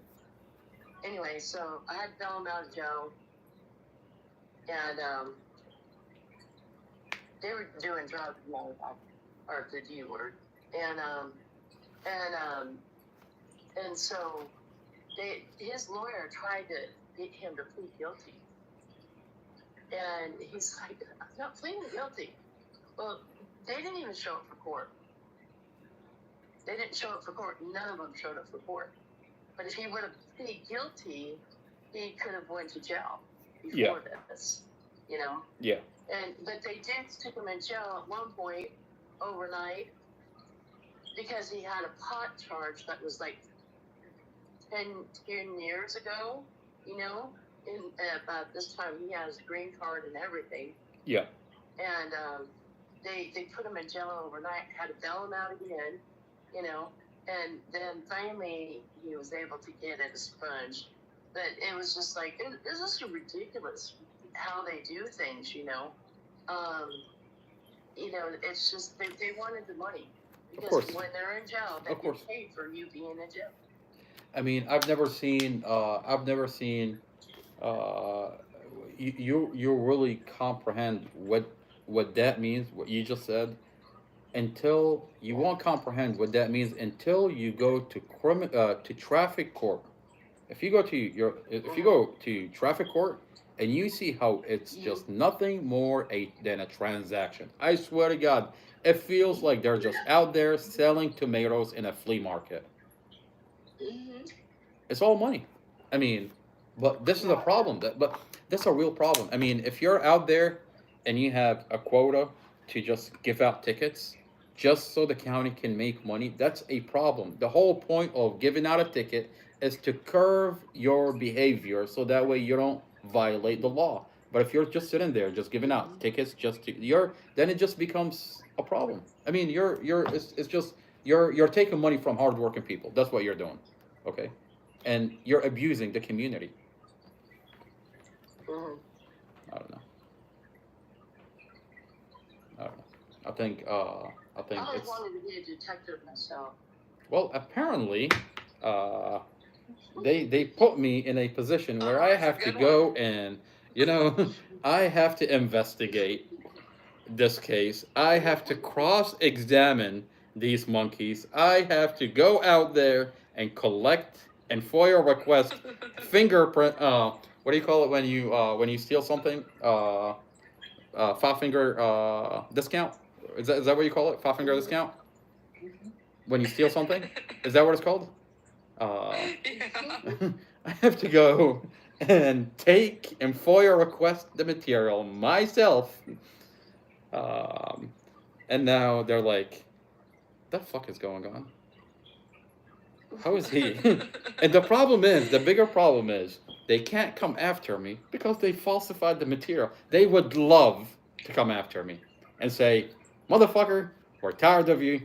We're gonna do this." But they can't because apparently, one, they falsified the material, and two, a public figure and I've got 500,000 people that are following this story where if they arrest me, it's gonna go back around and have everybody look at them falsify the police report. They're like, we are fucked. We know it. Like, Glenn Ford, we know that you're the star witness. We told you that go out there. We're gonna send you to the moon in a spaceship. You're out there by yourself, son. You are out there in God's country. We can't do anything about it. Apparently, he called the police, and they told him there's nothing we can do about this goddamn barefooted monkey going after you. The way he's going after you. By law, this is what I'm doing. I'm doing everything by the book. And this motherfucker is calling the police. He said that himself. Oh, this is funny. He called the police. And he's telling me there's FBI agents that are investigating. What should I do? There's nothing we can do for you. And you know what's really funny? The Amy Hodgkins, Christina Kozai, the wife of the investigator, is all sitting down and they're saying, maybe we should call the Commonwealth attorney. If we all call her, maybe she can do anything. Motherfucker, this is what I've been trying to have everybody do, is call the Commonwealth attorney. She kicked me out of the office. They think they're God, you know. Man, well, I don't know. Well, apparently, they think I'm their god because they're on my platform trying to convince me. I mean, the star witness is trying to convince me for 45 minutes that he is not scared. I'm gonna go on a limb and say that you're scared.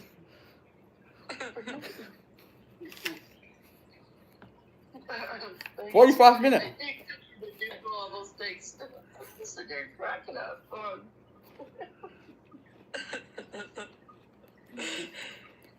I hope she's trembling in her boots. She's probably not sleeping at night. That's just enough justice right there, just about.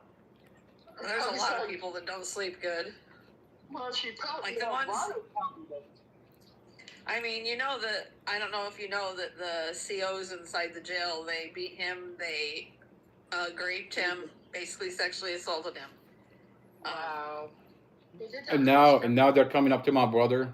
They're telling him, which one is your older brother? The one with hair or the bald one? And they're like, which one? They're like the guy on the podcast. That is the bald one. Is he your older or younger? And they're walking up to my brother, attempting to build a relationship with my brother, and to tell him that we're sorry, we didn't know, we're watching your body cams, we're watching the material, we're watching what your brother is talking about, and they're attempting to build. It's like, you know, I don't know. I mean, to be honest with you, it's a crime for this police department. What they've done is they put my brother in a position where they lied. I mean, when you're in a county jail and they put a label on you that you're a monster, and then you have correctional officer looking at you, the police department is calling you a monster, you must be a monster. And then 2 years into it, all of a sudden, all his evidence come out, and these are the same individuals that abuse him, that's been abusing him, and now they're watching his evidence show that this whole entire thing is a vehicle accident. I mean, it's sad, to be honest with you. The whole thing is sad. Yeah, it is. Like I said, this world needs something real fast here. You know, it's They need to repent. That's all I can say. But I'll tell you, man, the miracle. You know, we ask for miracles, but we don't realize that the miracles already happened. Oh yeah. Well, You God's know, just getting to the end. You know. I mean, it's a miracle that my brother survived this tragic vehicle accident. My brother came out from a tragic vehicle accident. It's a miracle that my brother survived the beatings inside the jail. If you watch this video, you see 6 giant correctional officers rush into his cell only to drag a handcuffed Mustafa, a naked Mustafa, unconscious, and they're still hitting him and kicking him while they drag him unconscious down the stair into another cell, and then they beat him again and they strip him naked and they essay him inside the jail, inside another cell, and then deny him medical. I mean, it's a miracle that he survived it, and then it's a miracle that in a county where there's so much corruption, we have his evidence on the internet, and the community is watching what goes on behind closed doors. What went on with my brother? I mean, if that's not a miracle that his body cams are being released, I don't know what a miracle is. I mean, these people are not used. The reality of it, the truth is, I mean, we've been for the past for almost 7, 8, 9 months, we camped out in the parking lot. The whole joke about a barefooted monkey, that title that got coined, you know, we laugh at it. That I was running around. I camped in a parking lot for almost 9 months, barefooted, lived in a parking lot in front of my brother, jail because they beat him.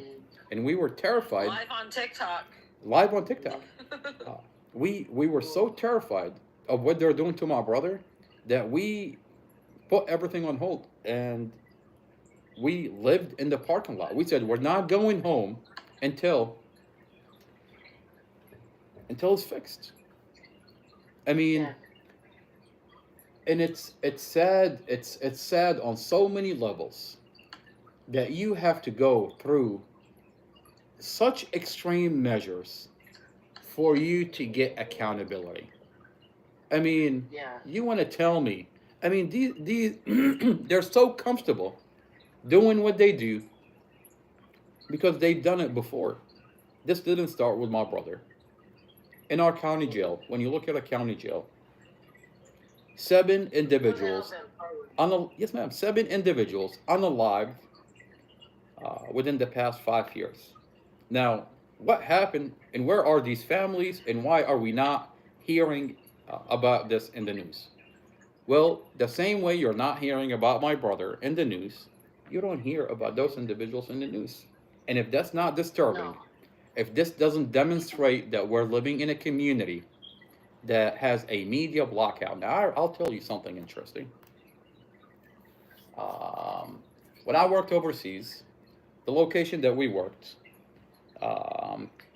there is media blackout that if you talk, if you blah, blah, blah, there's media blackout. Now, doesn't matter what happens. It doesn't matter what happens. There is no way that your story is going to make it out to the community. Now, I find that interesting. And when I compare it to what goes on in this community, the same thing is happening. I mean, if it's not a red flag that you have an RV camped out in a local jail for 9 months, a family camped in a parking lot for 9 months, and not one single article get written. I mean, forget my brother's story, forget anything that's happening. That alone, if that doesn't make it into the community, that is a problem. That's a red flag. The only time you hear about it is when on social media. That's a red flag. You're living in a community. If you knew what happened to my ex's daughter, the 22 guys just raped her for 3 days and kept her on, you know, the H word, and they put cigarette butts out on the chest, beat her unbelievably, threw her out in the middle of the desert, and Yeah. Nobody, it was in Arizona, nobody would do anything about it. They knew where they went try and find him. He had an uncle that was a bad uncle. And basically he went to the judge and said, I'll burn down your whole town and if you don't do something. And he said, I'll get my man in here and because this is his niece, right? Yeah. I'll go in there and burn down the whole thing. Well, I was telling Missy earlier that my ex used to be jujitsu. He was actually a what do you call that? Where they Belzbon. He worked for Belzbon for a while. And what he did is he was such a good fighter. He was fighter on the streets of Seattle, or not Seattle, but New York. And his uncle used to bet on him. And basically, he went and killed a guy, so shot him in the leg. But John, hello, sir. But anyway, Hello, he hello, went on a hello. lot of them. Yeah. He went on a lot of them, so he but anyway, he basically, he knew how to fight. He got every guy to justice. He didn't have to go beat up one person, and then they made a deal with the judge that the police would turn away so they didn't see it. Yeah. And he was able to get the information. They put him in jail for 2 weeks. He'd get out and go get the next guy. One of the guys, I guess he knew from, his earlier years. And he said, my last name is Campbell, right? And Yeah. he goes, Soup, is that you? Because he talked to me, is that you? And he goes, yeah. And he goes, well, why are you here? And he said the name. And these were bikers that did part of the C words, Yeah. Anyway, he shot at Pat, and his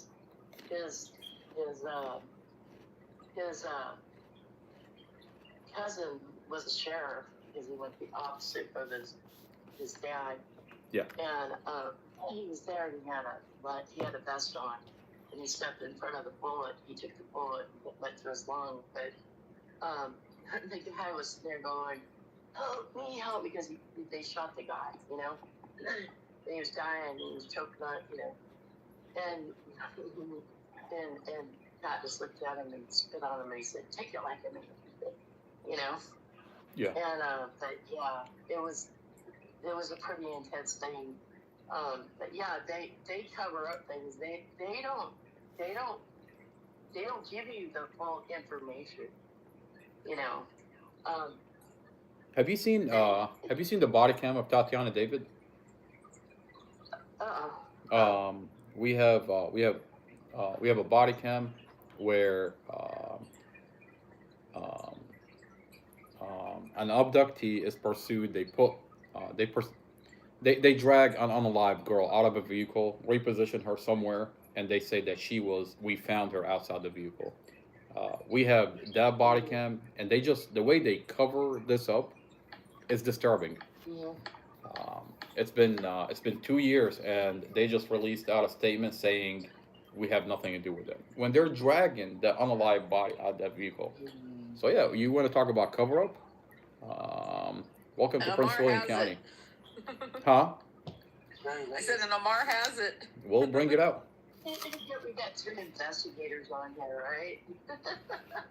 Hey, he's a good detective, I'm telling you. It's sad. Like I It's said, Him and his brother. Him and his brother both.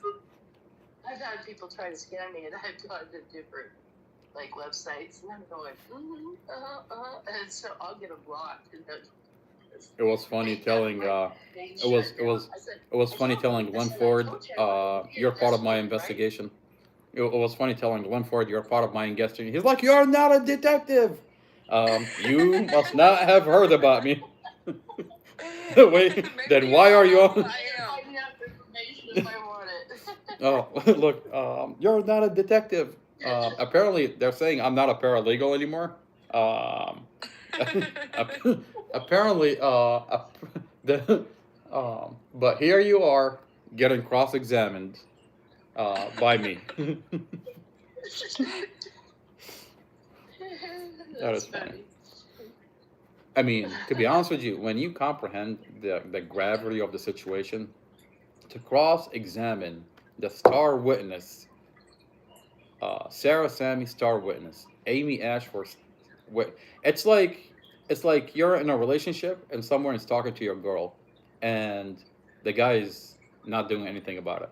That's, I mean, when you put it in that context, you have Amy Ashford, the Commonwealth attorney, and then you have me, and then I'm literally taking your bitch. Now, not to call Glenn Ford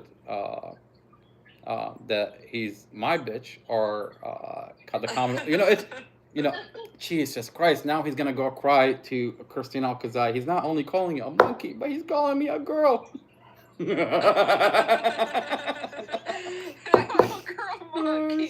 girl. That was good. A girl monkey. That was fucking funny. Does anybody watch Okay, let me ask anybody. Does anybody watch? Okay, I grew up watching Dragon Ball Z. Does anybody know what I'm talking about? Yeah, I know what you're talking about. You know what I'm talking about. Shelly, do you know what I'm talking about? Please tell me. Shelly Belly. Yes. All right. Okay, Missy, you know what I'm talking about? No, I don't watch that stuff. Okay. Remember? I know what you're talking about. Remember? Let's not get it twisted. Remember when Frieza calls? Remember when Frieza calls Goku a monkey? Yeah. Do you remember what happened?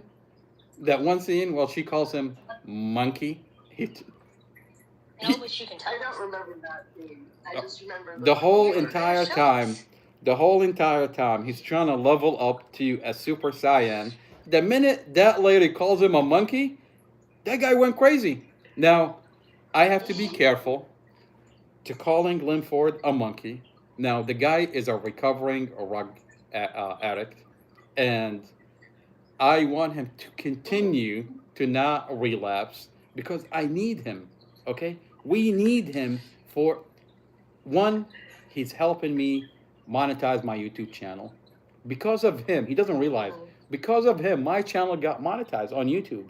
Now, I want to continue to have him on my podcast and continue to cross-examine him for the next, trial is in, well, there's something that's coming up, so let me not go into it. As long as I can have him on here, we're going to continue. The last thing I want on my hand is a star witness that's relapsed. That's a clusterfuck for me and the Commonwealth attorney and the agent, the federal agent that's involved, that's going to be questioning the star witness. I mean, can you imagine? They sit him down and the guy is sitting down, like relapsing into, that's supposed to be a star witness. A whole case is built on this monkey. And you get there and you see someone hallucinating, that would be a problem. So I have to be careful with calling him a monkey. I have to be careful from calling him a monkey because the last thing I want is for him to be so upset to relapse into his situation. That would be a problem. That would be a real problem. Jesus Christ. You know what I noticed? Guys don't like to be called punks either. What is it? That's another thing. Punk. A punk? Yeah, a punk. Oh, he is definitely a punk. Yeah. He ran away. My ex didn't like to be called a punk, and neither did my friend. Look, he said that he blocked out. You know, you wanna look. You wanna talk about punks? Okay. He said he was so angry that I'm talking about him that he blocked out, and he had 2 other guys with him, and he had my cargo van in his sight, and he was gonna come up and he's threatening to do harm, and then he walked away. I'm like, I'm gonna go on a limb, bro. You have no balls, and your 2 other buddies have no balls. Apparently, you've been hanging around with a lady that's married to a guy that has no balls. Well, Literally. literally lost him in Saudi Arabia for messing around with kids.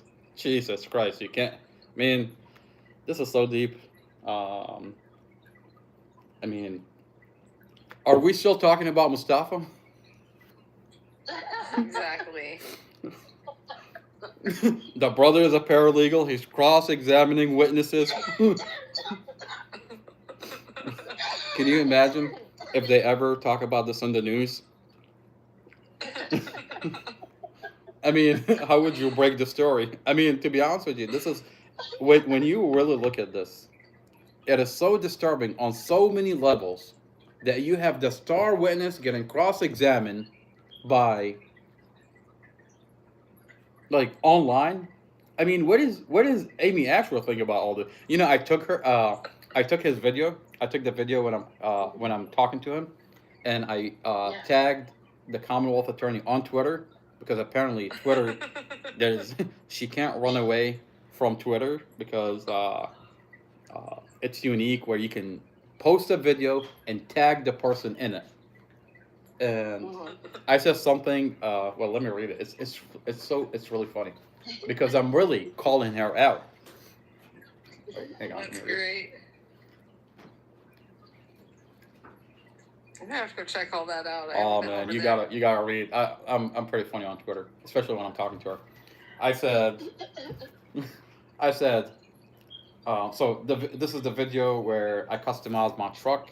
I put my brother's legal fund Cash App on it. I put my brother's picture on it, and I'm talking about the protected material that I took from her. And I said, customizing and rolling out trucks that will expose Judge Carol Weimer and Amy Ashworth. What happened to Discovery being sealed? And I put the emoji. I said, Amy, you know, when you get to call your Commonwealth attorney on first name basis, you know you've made it. I said, Amy, I have the body cams and the Discovery, and there's nothing you can do about it. Laugh, laugh, laugh, laugh.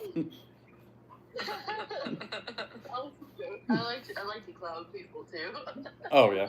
And I mean, this is the video. I'll be like, they'll say, "Hey, beautiful." This is the video. Sorry, let me. Oh, you have it? Yeah, I got it. Let's see. So this is me customizing my truck. A desperate attempt to fill 24 hours of programming. Here's some bullshit that happened somewhere today. We've got some footage here of the bullshit, which began just after 3 o'clock this afternoon, when residents in this neighborhood were shocked to see this fairly common thing happening. An attractive witness described the event in breathless terms. I went to my window and I was like, whoa, there's some bullshit happening. That happened right over there. I'm an older man, so you can trust what I say. Authorities in special uniforms rushed to the scene to stand around while our cameras filmed them. Our reporter Keith Collins joins us now live from the scene of the bullshit through the use of expensive technology. Good to be with you again, Keith. We have a colorful graphic here that shows instances of bullshit like this are on the rise, all right? Yes, although why is unclear. Some say it's because of one fucking reason, others say it's because of some other fucking reason. I talked to this random expert on the subject who told me this thing you're about to hear him say right after he points at a piece of paper. That's what my entire life, attending the nation's most prestigious schools, talk about bullshit. I'm really just now let's see. All right, so what do you do when the police department shadow bans your social media because you've got police body cams and documents where they falsified your brother police report? I'll be back. Okay. You physically come out and tell this community what they're doing. I got my Quantico truck. I took my Quantico signs and I put my brother's picture on it. Falsified police report, beating, abused inside the jail. Mustafa Al-Jazari. Put a sign right here. Put a sign on the front of the truck. They think shadow ban me on social media is going to work. I'm physically out here. They're going to be held accountable for falsifying my brother's police report. Because guess what? I have the body cams. Body cams are sealed by Judge Weimer, Prosecutor Sarah Sammy, and Amy Ashworth. And this community is going to find out what they're doing to my brother right here My brother needs a lawyer. Right here, I'm gonna put my brother's Cash App, so we can get money for my brother's lawyer, and these people are gonna be held accountable by law. I mean, you talk about being shadow banned on social media. Well, we're physically out here. By the way, I've got 5 of these trucks. Not 1, 5. Imagine if I come out with all 5 trucks. Yep, Amy Ashworth. Imagine if I come out with all 5 trucks and roll them out the way I'm rolling out this one. That would be. That's great. Yeah, exactly. That would be a nightmare for this Commonwealth attorney. That was a good video. Thank you. Thank you. I want some entertainment in here. Read my message. Man, I'm not playing with you. Like, you know. Read my message. Christ. Okay, all right. Mark Fiasco said you had them blocked. He want to come in here and talk to you. He said you scared him. Not interested. He can go. Who you are. He can go troll someone else. I'm on my platform. I have a beautiful platform, and why would I allow someone to come in here and troll me? Come I mean, on, you let them other clowns in here last night. Which one? Christine and what's the other 2 ladies? I didn't let Christina in Did here. you make a new friend, Dre, or what? I didn't. No, I was just I ain't know this guy 5 hours ago. He's telling me that he's gonna do such and such to Amar, and Amar, he should be looking out for himself, and I should be looking out for him. He's gonna add me to his list of names on his thing. Also, he called me a child. Now, saying what he's calling y'all. now, wait. What you're telling me that someone that sits on the live of the wife of the investigator, Stephanie Claiborne, is bold enough to make open threats? Interesting. Now, I'll tell you, fuck around, found out. And fuck around, found out. I told him, I said, man, you close to being blocked, because I said, but I don't block nobody because I want to. You're asking me to bring him and you want to block him? Jesus fucking Christ. I said, I don't block nobody, but I said, because if I block somebody, then I can't see people talking about myself. He said, well, if you block me, he said, you'll still hear about me because the people, your friends will tell you what I said. Look, man, ain't nobody talking about you. Nobody's interested in what you're selling. Take that shit. Take that pussy somewhere else. Oh, what makes him important? You know, tell that monkey to go monkey somewhere else. This is 2025. No more monkeys. It's donkeys. You know, Dre, the conversation did you ask just him got. What is his stake in this game? Oh, he said that. He's a mouthpiece for the police department. He said that, I don't know who he is. I just noticed. I don't know who he is either. Along with, what's her name? Kate. I ran across him when Kate was posting all that. Kate got the same stuff on there about the races and all that junk. And I read that then he was running his. So wait. They're saying they're saying what? He's got 22 people from this room on his profile page, including Butterfly. And he says we're all child MRs. Oh yeah, hey, nobody worry about them. But yet, nobody knows who he is. He said Christine had him on block until 2 or 3 days ago. Now they say that now that they see that he's on their side, because he don't listen to what Christine said. He said he does all his own undercover work. Okay. And I was telling him that I know Glenn Hill, and I was telling him that I know Glenn Hill, and I always said the name Glenn Hill. I said, Glenn Hill knows my family, been to my house, been to my church. He had his cars worked on. He said, he come back to me, he said, you're okay. I checked on you. And then I said, what do you mean I'm okay? I checked on it.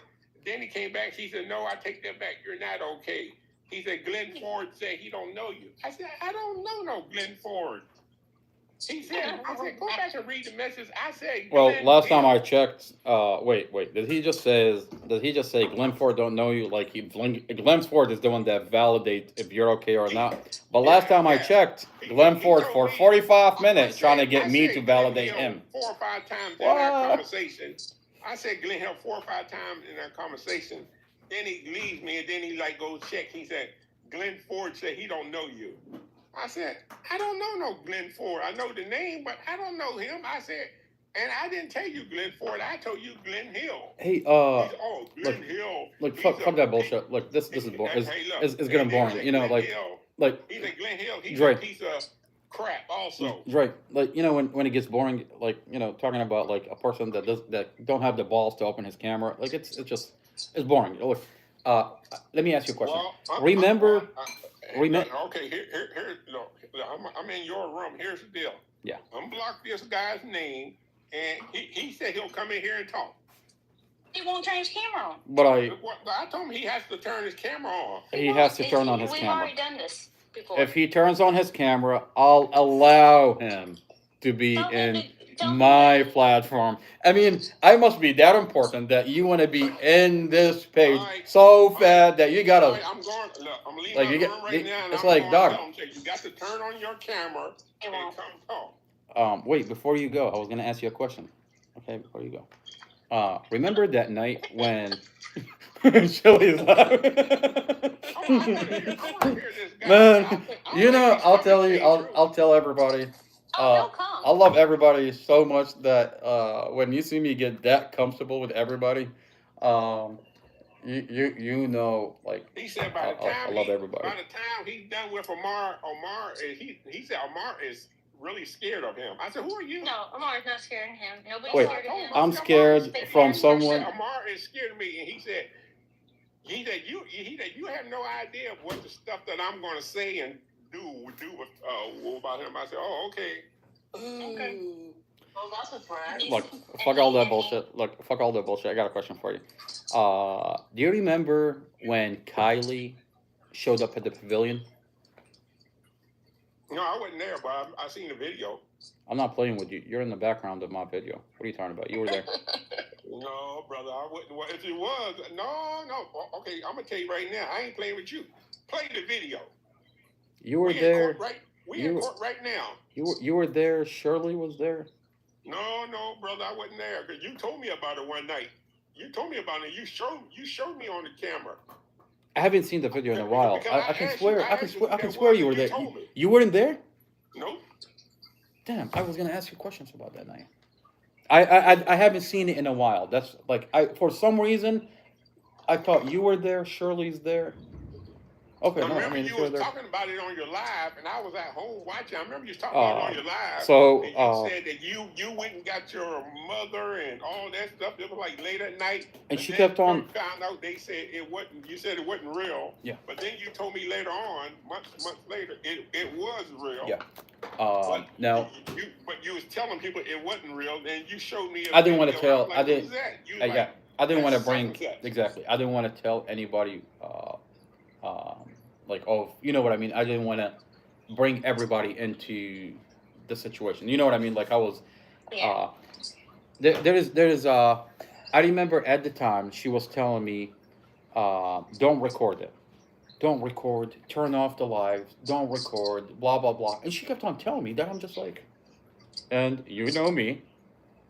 Of course I'm gonna record the interaction. You know who you're talking to. So, of course, I recorded the whole thing, and in retrospect, Shocker that you record the whole thing. all you gotta do is type my name in YouTube. Yeah.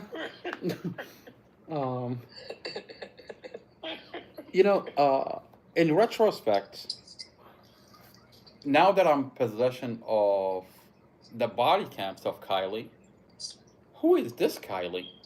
That's not this Kylie. This Kylie is not this Kylie. What, you know? Now, they've deleted Kylie's forensic interview, and they redid it after she came out and saw me at the pavilion.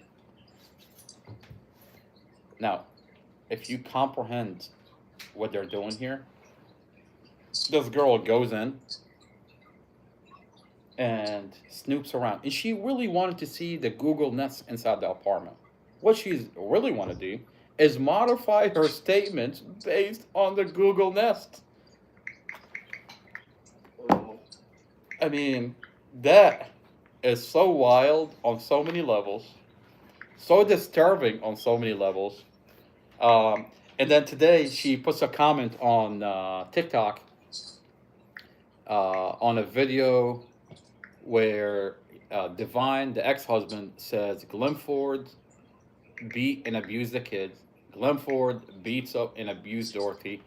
Glenn Ford threatened to unalive me, and he said bury me. He was gonna bury me right here. That one video, that body cam. She puts a comment underneath it. She says Glenn Ford never abused anybody. Glenn Ford, Divine was never there, and no police report were falsified. Police report were not falsified. Kylie, what have you been up to? Now,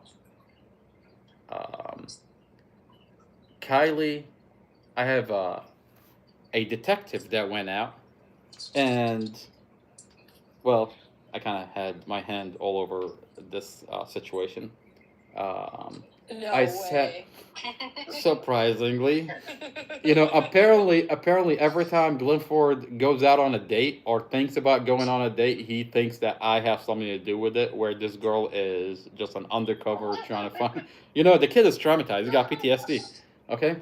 Got him out there, not wanting to date girls anymore, out there thinking about dating monkeys.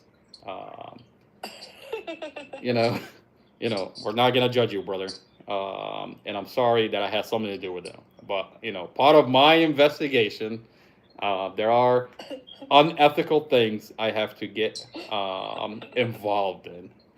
Now, setting you up with a detective is one of them, and the information that we've extracted was very disturbing.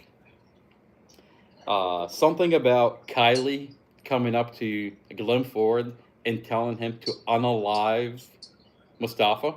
Now, we're talking about a girl that met Mustafa once or twice. Doesn't know Mustafa. Now, question is, how comfortable is this girl to come up to you that she's asking you to unalive someone? Now, we have information that Glenn Ford is fucking this 14-year-old child. And that is disgusting. That's disgusting on so many levels. That this girl, when she comes around the apartment, she tells her mom that when she's there, no, she says, she tells her mom she tells her that we're fucking the same guy. What? That might look. I don't know, but that might be a good reason why her and mom don't talk.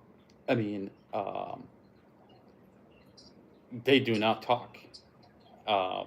And Glenn Ford, what are you doing fucking a 14-year-old child? That's not me saying this, though. That's not me saying it. So do not get angry at me. I have a detective that extracted information. And I have recordings that is interesting that the community wants to hear this information. Yeah, The community. Why ain't we heard those? You slipping. You're holding back on us. Brother, I wanna the know right how- moment for the right information for the right moment. She's probably out there, but I have yet to see her on a video of anything. Not your video. Well, my job, I'm very effective at what I do, and there is a certain way where I'm running what I'm running and doing what I'm doing, and there is an outcome. Part of this whole entire operation is to find out who's who and who's doing what and what is going on behind closed doors. And the same way I provided and I cross-examined a monkey for 45 minutes, you can bet that I'm gonna that you're gonna see a whole bunch of other stuff unravel itself in front of the community in the most interesting way, and we're all gonna get to find out what's really happening behind closed doors. Now, so far, So far, we've got Glenn Ford flushed out, running around like a naked monkey in the street. I mean, that kid was so angry that he got himself blocked on TikTok. TikTok is like, we don't welcome you on this platform. We're like, wait, but he's the star witness. TikTok is like, block. Kylie, after 2 years, is getting flushed out. Wait until I post her body cams. Kylie. You know, it's interesting. All I replied, I said, Kylie, body cams and Google Nest show that you lied. Mic drop. Kylie is not replying. Kylie, we know you're listening. What are you doing fucking a grown man, Kylie? What are you doing fucking your mom is Kylie? What kind of relationship do you have with Glenn Ford? Glenn Ford, what's going on here, sir? How disgusting are you really? That you're fucking a 14-year-old child. Come on, brother. You sit here. It's disgusting that I sat here and talked to you for 45 minutes. Unfortunately, I have to talk to a guy, a monkey that fucks 14-year-olds. Jesus fucking Christ, man. What are you doing, man? I could have gotten you a monkey. Now, before you bury yourself too deep in the hole, now you have a video of her saying that. I have an audio and a video. Yeah, I have an audio and a video. This is good. All she can do is be like Christine. That's not me. You know, Christine saying the N-word. That's not me. I don't think they realize that. I don't think my job is to bring. Look. Look, my job is to bring you the evidence. My job is not to give anybody a brain with it. If the person does not have enough brain cells to comprehend what the person is saying, what the person sounds like, what is going on. I mean, I can bring you the plate, but I can't feed you and chew the food for you. Okay? Missy gonna bring me a plate and feed me. Oh, there you go. Okay. Jeez. Now, Great. so I don't know what to tell you, man. You know, if the lady is saying the N-word openly and she's like, nope, that's not me. Hey, man, I can't help you. Okay? If the voice sounds exactly like the body cam and you're like, I don't know, man, but she says it's not her. Well, no shit, Sherlock. She's gonna tell you it's not her. You think the wife of the investigator is gonna admit that she's sitting on a body cam and on? I mean, might as well. She's gonna tell you, just all right, go ahead, lock me up. Yep, take me to jail. Oh, of course not. But you know, we ask that. Just hang in there, and we'll look, man. I know you miss Dewey Girl. I know you made a new friend, and I find it so funny that you're sitting there contemplating to block Mark, but in the same breath telling me to unblock. What? Get that shit away from me! No, we're not gonna do that. We have a beautiful platform, and it seems to drive a lot of people crazy that they can be part of this not another boring podcast. Interesting. On that note, I'm going to take a break, and we will be back. Oh, by the way, before we go, we're getting puppets.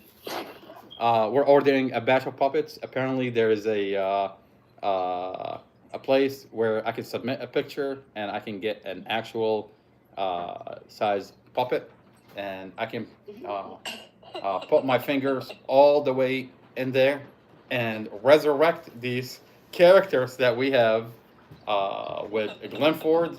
I mean, I mean, if you haven't already seen my finger all up in his asshole, that my fingers are coming out of his mouth for 45 minutes, you're gonna actually see it with a puppet. Okay? This goddamn monkey, and he's yapping around.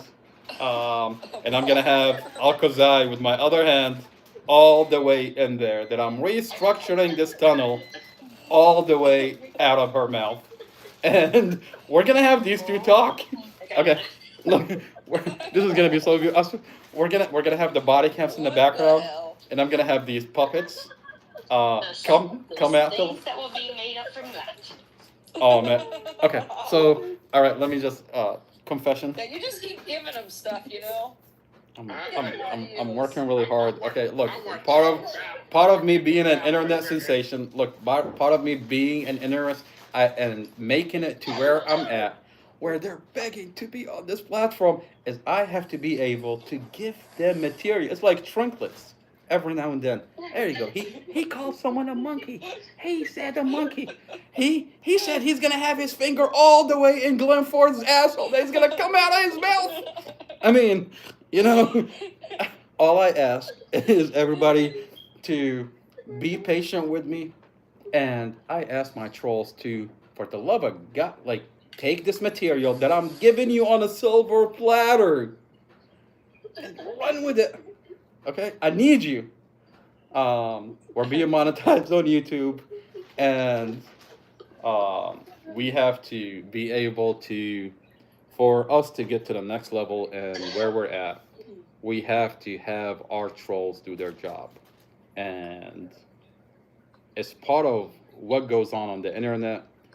And, you know, I remember a police officer that I talked to when my brother was beaten inside the county jail and needed medical.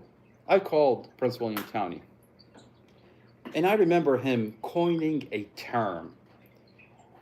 He says, we're not going to respond and be part of a situation where it's nothing more than performative for the internet. Interesting. Wow. Now, I find that interesting. And then I get a hold of the body cams of these police officers that they seem to mute whenever they want. And I find it interesting to put that coin in retrospect when I'm listening to that officer and watching the body cams. It's nothing but performative for the prosecutor. You mute whenever you want to control a narrative. Bullshit. And what's the point of having a body cam if you can get your Commonwealth attorney to seal it? And if you can mute whenever you want, you're controlling the narrative. You know, I'll tell you, this police department are not used to, they're used to individuals that can be easily scared, easily pushed around. Well, how could you push someone around that a long time ago,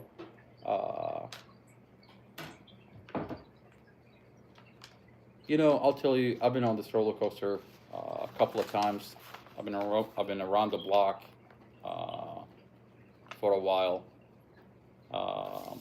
and this police department is coming to an understanding, and that, hey, maybe we have a problem here. Yes, you do.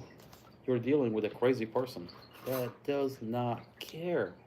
So are we.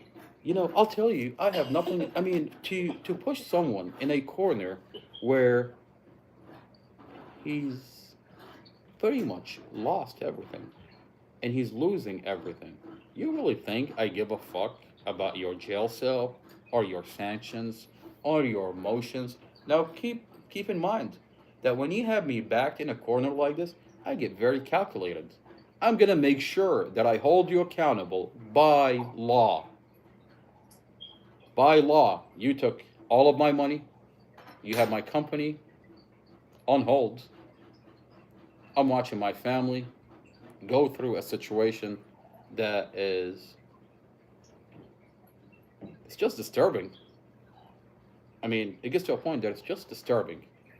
I'm watching my brother for 2 years go through everything he's going through, and now I have you by the balls. You know, I call my watch commander on base, and he tells me, now, keep in mind, this used to be a Prince William County police officer. He knows them very well. He tells me, you've got them by the balls. Don't ever let go. I'm like, sir, they don't have balls. He said, whatever you're grabbing, do not let go. I'm like, sir, yes, sir.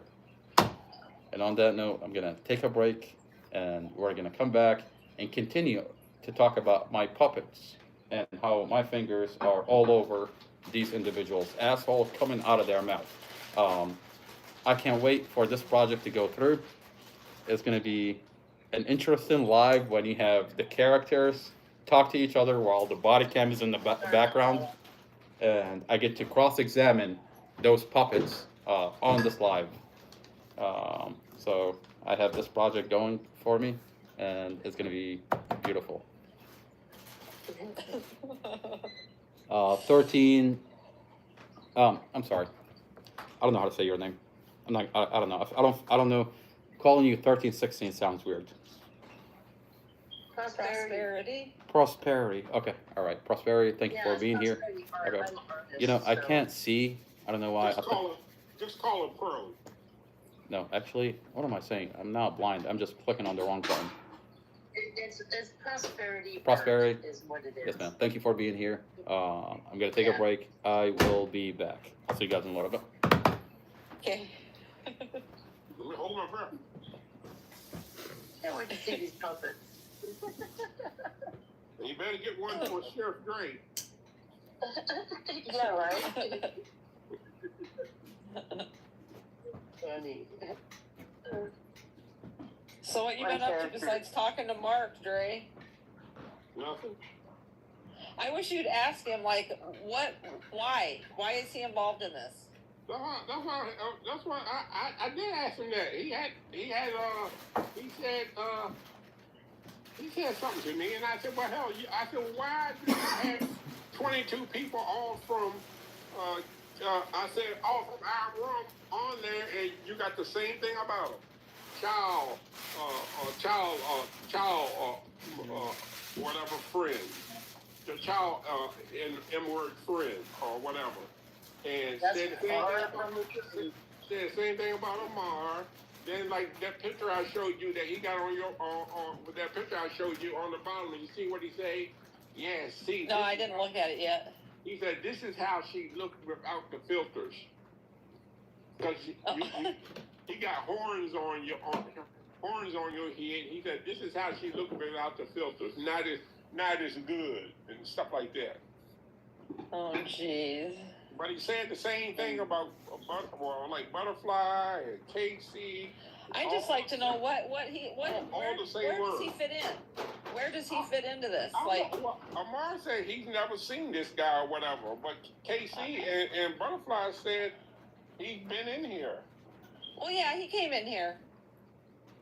But I mean, what I've never seen him I've never seen of him until about 5 hours. I still ain't seen it. I just seen his profile thing through Kate profile through the comments where she putting up there talking about races. The first time I saw that, and then I seen this Mark guy, and I'm like, who is he? Then I clicked on his profile. He got 22 pictures, and I'm looking at his pictures, and I'm like, damn, I'm not on there. Mallory not on there. I felt kind of bad, but I think I'll probably be on there tomorrow. He said he's going to put me on. You think you made the cut? Yeah. You made the cut.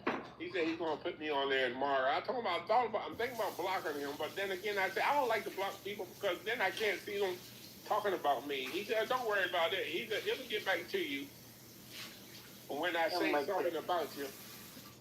I just would like to know what his whole deal is. Like, why is he involved if he doesn't even know these people? I don't know. I'm assuming. I think he got some connection with Glenn Ford and like he said, yeah, Christine did say, after you saw the video, Christine did say that the N word, but that don't make it no different than what Amar saying the monkey word. And he said, but I studied there. I'm not on their side. He said they had me blocked for 2 weeks. They thought I was over here or whatever, but I'm on their side. But he said, but I'm not on their side.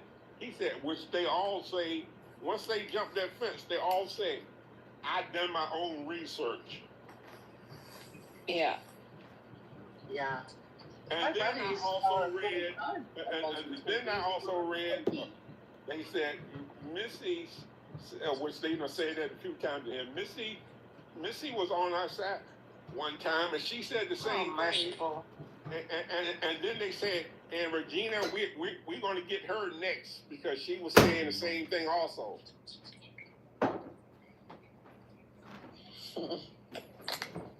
They're fucking nuts. But they are. They're retarded.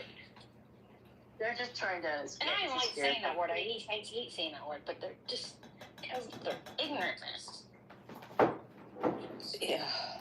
Yeah, there's a hater group, Prosperity, that is against this whole thing, trying to say, you know. Yeah. Well, you get people and they get to know it and they don't know everything. No, it's not. They can have their own opinion. Just shut up and leave us alone. That's what I told him.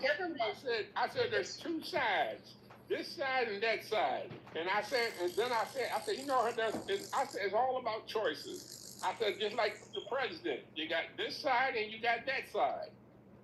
You for one side or the other, or you really don't care about either side. I said it's all about choices. Yeah. And then I told him he said something. Then I told him he said something. He said, "Well," I said, "Well, didn't you also hear that the police said there's been 5 accidents where that happened at?" He has a point. And he ain't had nothing to say. He just wanted to keep. He said, "I want to ask you a question. Why are you over there with the M word?" Oh, and then he said this too. This is how he's looking out his spine. He said this to me. He said, "Oh, I seen you on the phone talking to Mustafa."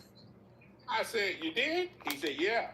I said, "Oh, you must didn't see all of them then." I said, I talked to him about 3 or 4 times. He said, "Yeah, I know. You're on the phone talking to an M word."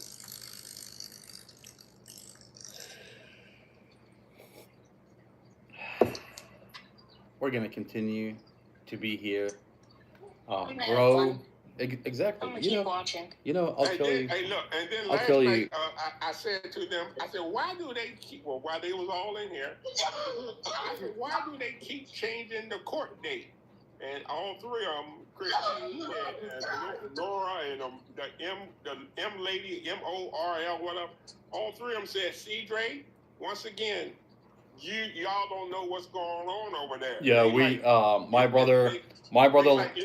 brother likes to stay in solitary confinement. We're enjoying this whole process. Isn't that what they say? They said it's been called off twice because Amar and them family called it off twice. They the one to keep getting it delayed. She said, I find Amy Ashburn didn't get it delayed. The family keep putting it on delay. I find it interesting. They don't have the money, she said. So I find it interesting. Last night. I find it interesting that you have exonerating evidence of this whole entire case, but the Commonwealth Attorney is blocking the effort to put this evidence on their record. I find that is not the conversation. I mean, does it even make sense to anybody that the documents are saying the audio is on the SD cards, the vehicle has mechanical problem. Wait, you can't inspect a vehicle and you can't extract the SD cards. But by law, you're supposed to be able to extract the SD cards and inspect the vehicle. What the fuck is going on here? The Commonwealth Attorney, the conversation is not that the Commonwealth Attorney is terrified of the evidence. I mean, for for a guy that they're screaming that he's guilty, why is the prosecutor terrified that the evidence is going to be on the record? Isn't it supposed to be the other way around? Exactly. What are we talking about here? But I don't know. We gotta troll the it's when you hear the conversation where it's a mouthpiece for the police department, it's a mouthpiece for the jail. You can't wonder why is the effort being put in that direction. I mean, you're talking about a guy. I mean, you seem to hate the brother of Mustafa Al-Jazari so much. I mean, wait a minute. I thought you're objectively looking at this case and you're looking at the details. Now, and you say that you're coming to the conclusion that Mustafa is guilty. Well, you seem to have a personal problem with the brother of Mustafa Al-Jazari. You seem to have a personal problem with the mother of Mustafa Al-Jazari, the sister of Mustafa Al-Jazari, all the way down to the 4-year-old child in the family. What are we talking about here? I'm gonna go. Where is everybody tonight? Everybody is. I've got everybody locked in a cage, and I'm feeding them. You know, the money is rolling in. The money is rolling in the money is rolling into the legal fund. I've got so much coming in for the legal fund. Right. Free mama. Free mama. Another thing, Mark said, yeah, your brother do get beat up in jail a lot. I said, well, Christine, I'm saying he don't get beat up in jail. She said, one is it? Yeah, he gets beat up in jail a lot, and he said, I hope he gets beat up a lot more because he disrespects the guards inside. I said, well, Christine, I'm saying he don't get beat up in there. Oh man, this is. Mark got inside connection. You know how if this is the conversation that we're having, I'm not interested. I'm good. I don't know what to say, to be honest with you. It's I found it interesting. That when the conversation gets disgusting. And you get to the point where, like, I'm not interested. When the question, when I asked him, he sits there, he says, your brother is on rugs. Okay. And he did this intentionally. He should be charged with M1. For the love of fucking God, what the fuck did you just say? If he's on rugs, it's involuntary manslaughter. Are you saying that it's M1 or is it involuntary manslaughter? It's like both. Both, man. Both. I'm like, okay, you know what? You're blocked. If you can't comprehend what kind of conversation we're having, I'm not interested. Who was that, Amar? Your best friend. Well, no. You said earlier you don't know him. I've had him on this platform. He came here. I don't know him. I've never seen him. It's a random profile that manifested here, and I had a conversation with him, and then quickly I came to the realization that this is nothing more than a troll, and I was like, block, not interested.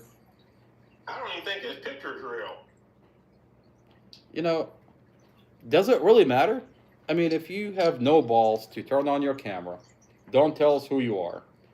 You're simply here for entertainment. I mean, you're taking this to a whole new level. At least Christina Al-Khuzai entertain that she's a genuine person. She says, I am here for Dorothy and Empress. Amar had a notebook at one point that he was reading off what he was telling people and somehow lost the notebook and went off script, and that's when I decided and figured out that this brother is not telling the truth. And then I went on, created a Zelle account, and I said, you know, I'm gonna collect money because food stamp ain't enough. Ramiza, food stamp and her social security is not enough. You know, I've got this lady in a cage. I've got this homeless lady in a cage, and collecting her food stamp and social security is not enough. Let me go out there and create a Zelle account, and maybe the community can donate into this profile. And look at what we have here. Keep it coming. And that's how she went from 400 pounds to 600 pounds. Jesus Christ. It was a very bad idea. Did you see what Life Just Is says? Oh wait, she's coming in. She just called me a snake for being in here. That's funny. Look, I'm sorry. You snake? I will never call you a snake. Welcome home. You've made it. By the way, I'm just being sarcastic. Okay, okay. You're gonna hear a lot of. Okay, okay. I'm very sarcastic, so please do not take this the wrong way. Okay. I found that very funny. Life just is. Look, you've been here for a long time. You know what kind of personality you're dealing with on the other side, and you know what kind of personality, a very retarded personality that you're dealing with on this side. So, welcome back into our life. Welcome back into this chat. We've been through a lot. We've seen a lot. And we're just trying to figure out what is going on in this bullshit. Thank you for being part of this conversation. And I don't know what to tell you. I am sorry that she called you a snake, but I know you're not surprised. We're definitely not surprised. We've been called worse. Way worse. What's her favorite coin? She's like NT Gaba. Just to let y'all know right now. That's a very bad word in Arabic, and apparently that's going around on the internet, going viral. She's in a scarf, calling. Just to let y'all know right now, I'm totally Yeah. lost on what the hell y'all talking about. Oh no. I'm talking to Life. We go back to the good old days. We go back to the good old days when we were very naive and thinking everybody that comes on here is a person that wants to be here for my brother. And I remember, like, she's seen everything that we've gone through. And she's seen me grow into the monster I am here today. So. Zara. Zara! Oh my God, that's your name, Zara! Man, I remember when I talked to you and I said there, when I reminisce on the conversation that we've had, what the fuck were we doing? What the fuck were we talking about? We're sitting in a county jail parking lot, talking about and trying to hash out and fix. I can't remember who we were talking about at the time. Oh, we were talking about Christina. Oh my fucking God. I think we were talking about Christina. And I was trying to convince you that she's a monster. And then, now I have her body cam. She is a monster! A year later, he's still screaming that she's a monster. That lady's a monster, okay? She shows up in my life pretending to be an advocate. And then all of a sudden, she's just gaslighting me. And then I find out that she's a witness, and Amy Hodgkins. What? What the fuck is going on? If this was a nightmare, I definitely want to wake up. But I'm not waking up. The other day I was like, what if this whole thing is a nightmare? And I'm just going to wake up and just realize this is a nightmare. I will be so angry. I would be so angry if all of a sudden I wake up and this whole entire thing was just like, oh yeah, it was a bad nightmare. Fuck you, man. Fuck you. So who is Life Just Is? This is a, can I call you friend? Friend? It's a person that's been here for a long time with us. She's seen all the bullshit. I don't know this person, but I talked to her like maybe once about the mod situation. Man, I miss those days. I really fucking miss those days so fucking bad. I remember where everybody was sitting there singing Kumbaya, and all of a sudden, poof. And now, in retrospect, I know exactly what's happening. You have nothing more than. You're Zara? Really?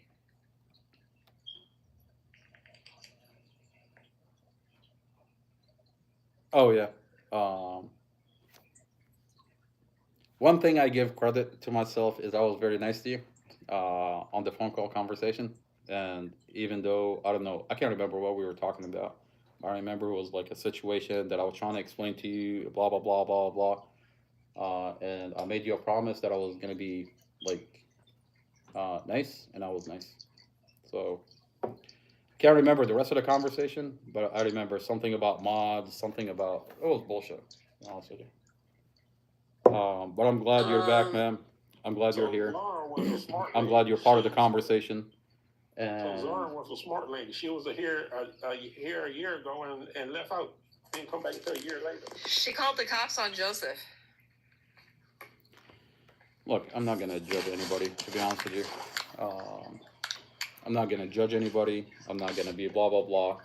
All I'm gonna say is, we're getting to a point where we're all watching this bullshit, and it's one thing when we're talking about this, talking about that, but I'm at a point where it's you go out and do your research, and you come up to your own conclusions. I'm talking about everybody. Like I'm talking about everybody. Like you go out and look at what's happening. Like I find it interesting that this person. This is not a debate.